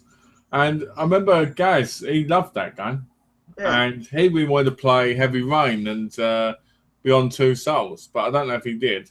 Because Ashley picked him up, and he played like an hour of each one, I think it was. Yeah. He never got around to the rest of it. At least I made the effort. We are very grateful, Ashley, for you. I don't know why we're really grateful for you being here, and we really like your comments. We've answered all your questions. What's the matter, Ashley? I don't know what's going on. What's the matter? You know, I think deleting your comments is a bit weird, you know. Because we have commented on all of them. We've not ignored you. We're really grateful. Haven't we said several times tonight that, you know, it's called, you know, the people that we get coming in. Exactly. We always appreciate anyone who comes in, especially if they add a lot to the conversation. Yeah. Exactly. Especially, like, I mean, Ashley's essentially kept a lot of the conversation going with, like, questions and that. So actually, it's like the new John. Yeah, exactly. You know, he comes in, he brings conversation topics up, and he keeps the conversation going. So I don't know what he's upset about. Hopefully he can explain why. But the problem I have with Until Dawn is it is like an interactive movie. And the problem with it is once you go through it once, if you don't go through it again straight after, you haven't got that adrenaline anymore. So you kind of get bored of it. You get serious. You're like, really? This is going to take me 20, 30 minutes? Because if you don't know where you're going, the good thing when you do it at the same time is you'll know everywhere it goes, so you'll just rush straight to it. That's how I was able to complete the game in 2 hours the second time around, because I knew exactly where I was going. And I knew when the quick time events were happening. I knew when this was happening, and I could just go boom, boom, boom. You know. Yeah. And I think that's something that you need in a game like that, so you can just get through it again. Yeah, exactly. You know, because they're doing the second one, didn't they? I told you about it, didn't I? Where it's going to be more of a rail shooter. Yeah. Which I don't get. How do you go from like a story? Stupid thing ever. But... How do you go from like a movie like story thing to a rail shooter? Now that might just be because it was early footage. Yeah. But a lot of people were complaining down below because it's actually on YouTube. A lot of people were complaining down below, going, "So there's shooting in the game when in the original one there wasn't any real shooting in it. I mean, you shot, but not to the degree of bang, bang, bang, bang for like 20 minutes." Yeah.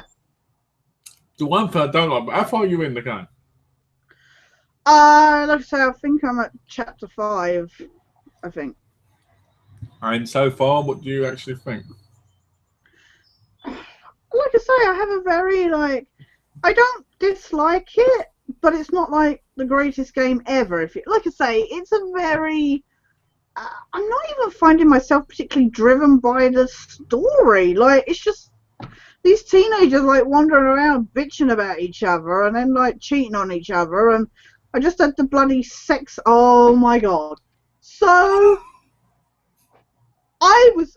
I'm chatting to Donna at the time as I'm playing this, and there was the what's his name? The dark-haired guy. Mike, yes. Mike was coming on to Jess. Jess, that's it, yeah. He and Jess were chatting away and he's totally coming on to her and that. And so she's like, oh yeah, let's do it. So then you cut to the view of the thing that's watching from outside, with the heat vision and that. Yeah. And I'm like, I'm sorry, I know I'm not the expert, because these bodies are just stood there, walking around separate and that. And I'm like, I'm not the expert, but that's not how you have sex. And I'm just like, what? I'm like, well, one minute he's laying on top of her, and they're like, let's do it. And then all of a sudden they're walking around separately, and then they come back to them, and all they've done was take off their shirts. And I'm like, wow. That's the most boring sex session ever. The bit that made me laugh was when that happened, I went, Predator much? Yeah, I know, right? Yeah. What's this? They're making Until Dawn 2 on PlayStation VR, I think. And yeah, Jess is my favourite. I personally, I always felt when she goes through that little hole in the window. She died because I missed a quick time event, so. You went the long way, didn't you? Yeah, I went the quick way. Oh, you should have saved her then. You might have saved her then. I went the quick way, and because I missed the triangle on the freaking log on the river, I slipped and fell in, and apparently that was what got her killed. I like that. You slipped and fell in. I'm visually impaired. I can't react to a QuickTime event in literally half a second. It's especially when it doesn't always turn up on the same point on the screen. So you're looking I have a 60-inch TV and I'm sat this close to it. I'm looking all over. Well, the thing that always gets me about that is there's times I hit and I'd that tiny amount left, and it was because it goes so quick. That's why it's good to do it the second way through, because you just know the buttons automatically. Yeah, exactly. Yeah. But when she goes through that window, that small window in the lodge door, I was like, she broke her neck when she went through. Yeah. She's got her like this, and it pauses, and her face turns all like.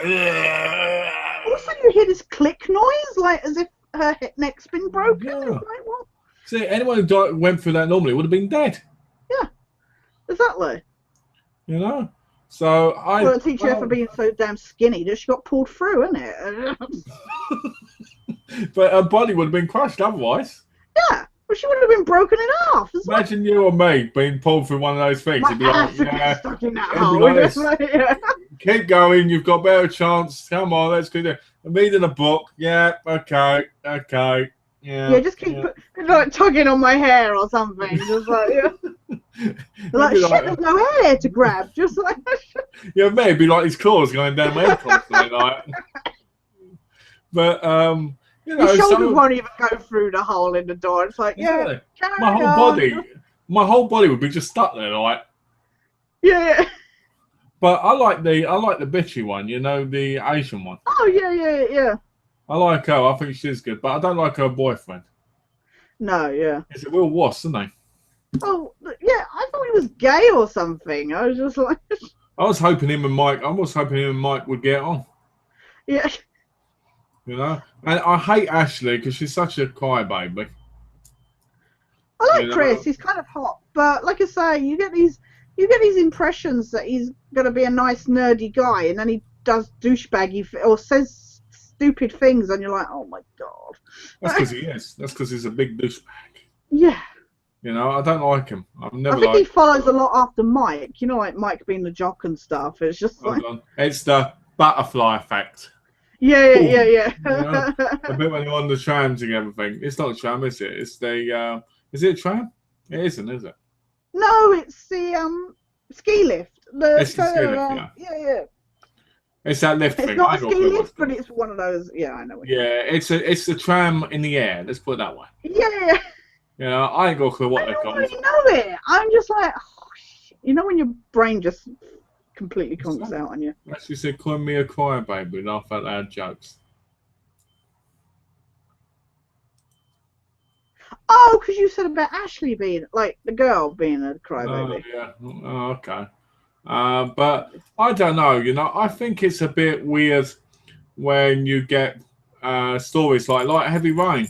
They're really good, but when you have to go through them multiple times, you just get bored of them. Yeah. It's like, I'd like to go back through Heavy Rain to get some more of the trophies and that, but I'm just like, eh.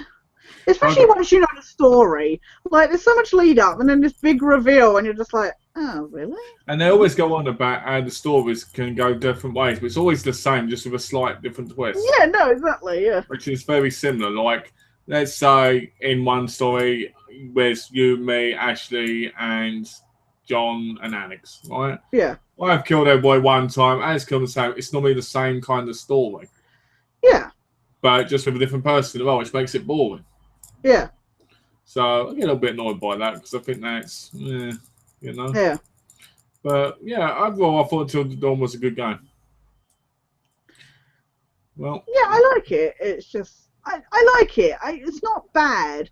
I'm glad that I'm playing it, and I'm glad I got it for the price I got it on PlayStation Network. You know, when it was on sale. Especially because, like I say, it's still 40 quid in Tesco's, which I think's silly. I think it should be about 15 quid now in the stores, I think. But I think the order is still like £28. It's just... The order was all right, but it was awful game. I remember getting that on release date. Yeah, I'm but at least that was the thing. At least it was gameplay in the order.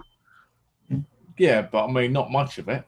Well, no, but certainly more than there is in Until Dawn. It was so basic, though. Mm.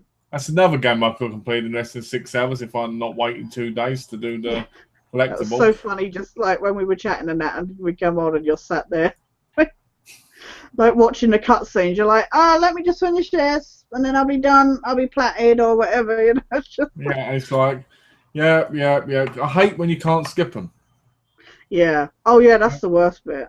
I'm deleting my comments because I don't like them. Oh. Hmm. I guess the small villain one point got the joke in there too hard. Hey, that was you. I didn't make fun, and yet I'm the one who always gets blamed. For... You laughed. You know, it's not my fault. You laughed at it. I'm going to get a dislike now, you are.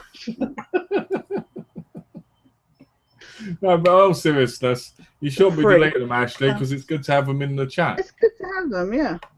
You know? I mean, unfortunately, people can't see them. I mean, it's annoying that they don't come up on YouTube, but...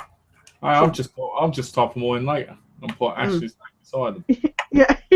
Since I've read them, I can type them all up again, can't I? Yeah. I'll just make an Ashley account and just do it. You know? Yeah, just make the Ashley account. Always deleting them again. But yeah, I mean, I'm looking. Is it so? The next game you're going to play, probably, you know, new wise, yeah, it's going to be Uncharted, right? Yeah, I'm not starting anything new until Uncharted. So. And the question is, you are going to do a first impressions video, right? I want to. I mean, you said I should, right? I mean, if I I don't have think the you should. support, then yeah. Oh, if you don't have the support, well, you know me, I'll support you doing anything. You could No, you say, still Mel, haven't commented on my Metal Gear. No, I'm joking. you could say, Mel, do you support me killing the whole of the United Kingdom? I say, yeah. Do you support me doing this? Yeah. No, in all seriousness, though, I think you No, should. as a big fan of the series, I think I should. So. I'm a massive fan of the series, and I really want to see your first impressions. I try.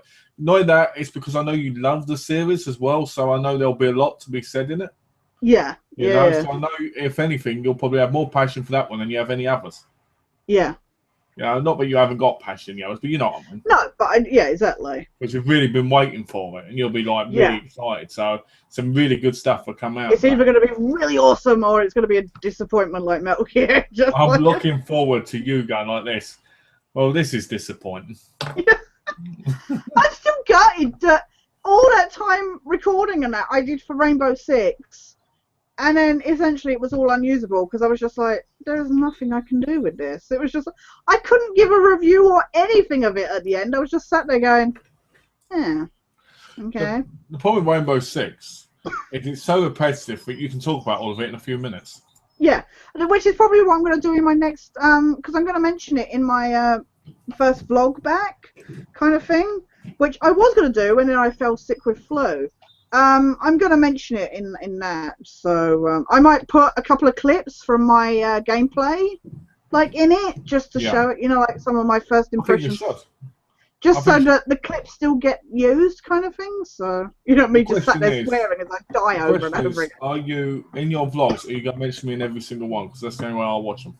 Well, that's the only reason why. Yeah, I have to put a mention in, don't I? So, no, in all seriousness. You're just like, when is she going to mention me? It's coming. That's the thing. It'll be like a 50-minute video, and I'm like, I know my name's in here somewhere. It's like I say, it's like the video me and Donna did of us playing the Firefly board game that I still haven't edited, and I need to get round to doing that and putting up. We had Melted sat there as our special guest, and we were like, see, we are Donna, you know, Geek Girls and Guests, you know, kind of thing. Well, you Except at one point we did accidentally knock Melted off the table, so it was like, okay, Melted's drunk. Charming, all right. But what I was going to say to you, I'm really looking forward to your vlogs. Yeah. I don't really watch a lot of people's vlogs because I think they're shit. Yeah. But I look forward to yours because yours are not. I mean, I enjoy yours because I guess because they're more real to me because we talk and because we do a lot of stuff together. Yeah, so yeah, exactly. Real to me, there's something that I'm not just watching. Do you get what I mean? There's something that I can fully get into. You know, like Rainbow Six, like The Division, like your series, you know, because we have such a close relationship, but I have that connection to it. You get what I mean? Yeah, exactly, yeah. But I'm looking forward to them. I'm looking forward to what you do because I remember watching the old ones originally when we first met, and I really enjoyed them. I thought they were great. Yeah, no, thank you. It's nice to have this because it's so funny when I think back to those and they were literally getting all of like 6 views or something. But I did enjoy doing them, and you know, I want to make it a more broader, like, or more specific thing that I'll talk about, you know, kind of thing. And I still want to do something I've been wanting to do really ever since I started doing the video logs. I want to do a one where I just talk about like my eyesight condition and stuff, you know, like inform people about it and stuff like that. So I have a lot of ideas of stuff I want to do, and they're not going to be regular, but they're going to be like when important stuff has built up, and like I say, I can talk about the chats and just my point of view of doing stuff and that, you know, kind of things. Well, so what I think with you is, I think the thing about the vlogs is they'll be about how you feel. Yeah. And they're not about pleasing other people because you're talking about yourself. You're talking about what you're thinking and how you're feeling. Yeah. And I think that's better for you than sometimes trying to make things for everybody else. Because one of I've noticed with myself, it's when I'm making stuff for other people to enjoy, it gets me down because no one actually bothers. Yeah, exactly. Ashley said he looks forward to watching your new blog. Thank you, Ashley. And I saw you put "you should" when I said about the first impression. So thank you. Thanks for your support. But I just think that you should do it because I think it'd be better for you in the long run. Yeah. You know. And then you should do ones like me in Tesco with my boyfriend in the milk section. Or archery. Yeah. Me and archery sitting on my boyfriend Wall's lap.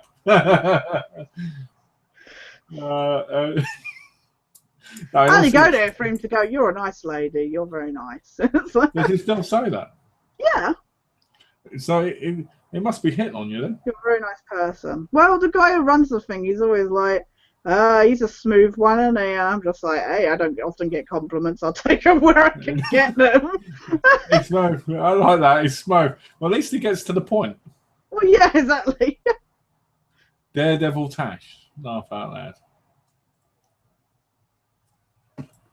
Daredevil Archer. That's it, you know. I like that Julie Linsdale was putting on the thing, so I put "you were born to be the Daredevil Archer." Yeah. You know, I was like, I have to put my thing in. What was it? Somebody put something on. I think it was. Who was it? Someone put a picture up of their old granny, right? Right. And I almost put, she's a bit of all right, isn't she? I went, you know. Jeez. Some people make fun of me, but I was like, she's a bit of all right. How old is she? And when they go 9, I go, going, "Quaw," you know, come on. Oh, no. Oh, that would be brilliant. Right. Elwyn thought, just from what I've told her about you and the way you, you know, like the comments you put and stuff, she thought you were about 40. So. Okay, now you must. She was like, I love the way though. She was like, "Don't tell him I said that." I was like, "I'm so telling him now." Thought I was 40. I guess that's a compliment in a way. She's like, "Oh, I've never seen his picture or that. I just judging from the way you talk about him or the way." I was like, "Wait, do I talk about him like he's an old man?" You must talk very highly of me then. Right? Yeah, he's well versed in the world. You know, he's so old that he. Oh dear, people, that make me laugh because if she sees my comments and stuff, then why does she see my face? No, she said because she only sees like the little picture. She's not clicked like on your profile or that. So. Well, hey, it's nice that she thinks of me in the first place. Is that a perfect body? No. What's the top say? It says. Perfect body under construction. Is that a guy doing weightlifts at the bottom? That's clever. Yeah. I like that. I always joke. I should put permanently under construction. Hey, mine's under construction right now. I saw it. I've had this a good few years now. It was in Asda, I think. It was like stood there, you know, like at the front of the shop kind of thing. I went in and I was like, "Oh, that is so me. I must get that." Well, I guess we should probably end the chat, eh? I can't believe we've been chatting for so long. You know, Mind you, I think, again, like we said, you know, with good subjects being brought up and that, we've had a lot to talk about. So. Yeah, well, you know, it's always good. I'm glad Ashley popped in. And he asked one more question. Oh. Did you get the Daredevil T-shirt, Tash? Yes, I did. Yes, I put it on last week, didn't I, Malcolm? You when did. I thought we were doing the chat, and did. I even wore it to archery last week. Yes. I was showing everybody. I was like, "Yeah, my mate calls me this. I got this T-shirt, you know." Yeah, I got. It's in the wash at the moment, so I'll wear it next week or something. There's a reason to come back next week. There you go. It's a good shirt as well. Yeah. I just can't believe, before we say us, I just can't believe I called you that and then that popped up. I know, right? Literally, like within a day or two. That was the best thing about that. Which was like... That was mental. That's shocking. So, would you like to go first? Thank you so much to Ashley for being here and asking questions. Was nice to see James pop in for 2 seconds. There'll be a comment after the chat going, "Sorry, I was busy doing this or that," probably. Sorry, I was doing lots of editing, you know, like the level of editing that I showed you earlier at the beginning of the, you know. No point more. More sophisticated. I would love to see him have a video with this many timelines, like this many fucking. Do you know what? I've seen James's once, and they're a lot more sophisticated than that. They're completely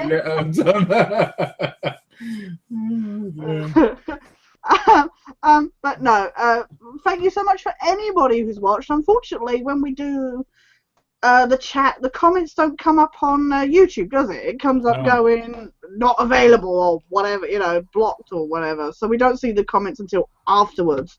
So please, as always, anybody who's commented afterwards or whatever, please ask questions. Please share your thoughts and stuff, and we'll answer them. Well, you know, we should be back next week. Apologies that I've not been well and stuff, and thank you for so much to Malcolm for bearing with me and very kindly, you know, letting us put off doing the chats for a couple of weeks while I try and get myself kind of straight again. But I've had an awesome time. It's been lovely to be back. I've really missed doing this, so it's a shame Alex didn't make it, because I know he was wanting to turn up last week, weren't he? He asked me earlier, Steph, if we were still doing the chat, and I said, yeah. And I didn't even. He'll probably turn up at midnight. He turned up once at midnight, didn't he? Yeah, so he'll probably turn up in 5 minutes. I'm here, you know.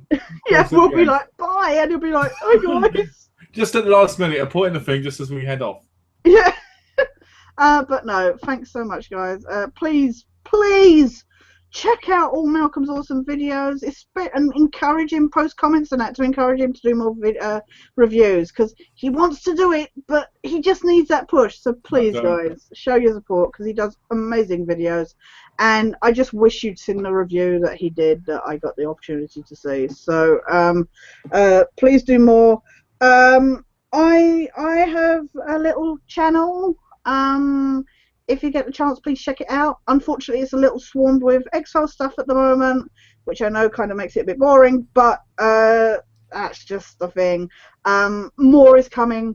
Starting my video logs back up, and there is more to come. So please check that out if you get the chance. And I know Malcolm puts the link down below. Yeah. But thanks, guys, and over to you. Okay, thank you. Let me get this on mine now. There we go. Okay, guys, thanks for watching as always. Definitely check out Tash's videos. Some great reviews, some great first impression videos, and some great X-Files stuff. But I'm sure people who like X-Files will really see the passion there for it. And almost finishing that video. I can't believe you've almost finished it. How long has it took you? 6 years? 6 years, but you know, I've had my YouTube account deleted, I've had corrupted files and lost laptops and stuff, so I've had a lot of stuff happen in that 6 years. So the fact that that may be finished and uploaded this week is really insane to think. Yeah, it just shows how dedicated you were. Yeah. But yeah, I want to thank Tash for coming back and being back here, you know, after being unwell and still obviously having a bit of, you know, being a bit ill still. So thanks for being there. And you know what? I've missed doing the chats with you. Yeah. And it's been so weird, you know, even though it's Mondays not having a chat. It's just so weird.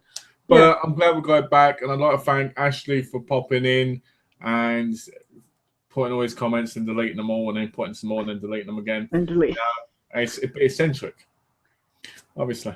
Keeps you on your toes. Yeah, exactly. You know, so thank you for that. Thanks to James for popping in for like a second and type one thing, and then when we answered, you not being there. Advertise himself, so thanks for that. I'd like to.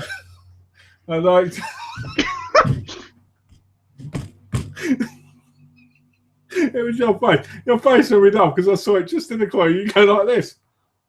You know. I blinked and I opened my eyes and I just saw. But yeah, thanks to everybody who watches this after the fact. If you do want to put a comment, please put a comment down below. Please feel free to comment and ask questions, because we will answer them in the next chat or even before that. If we send before, and we might send a comment back, and we'd appreciate it, the views. And please give us a thumbs up. If you give us a dislike, please let us know why. There is no hard feelings down below. No hard feelings for why you dislike. Just let us know so we can improve. Yeah. And please, as well, for a reason, not just because you're being like, you know, whatever. Don't say something like because Malcolm's a dickhead. Say it for proper reason. Yeah. If you do say it's because I'm a dickhead, well, I may look like one, but you know, don't point out. All right. So yeah. So as always, guys, thanks for watching. Enjoy us next week. Enjoy us next week. Join us next week. Enjoy us every week. Yeah, enjoy us every week. Hell, we've got so many weeks. You can enjoy us every week of the year from now. Yeah. So as always, guys, thanks for watching. Join us next week, and we'll see you then. So as always, guys, thanks for watching. Take care and have a lovely, lovely week. Bye for now, guys.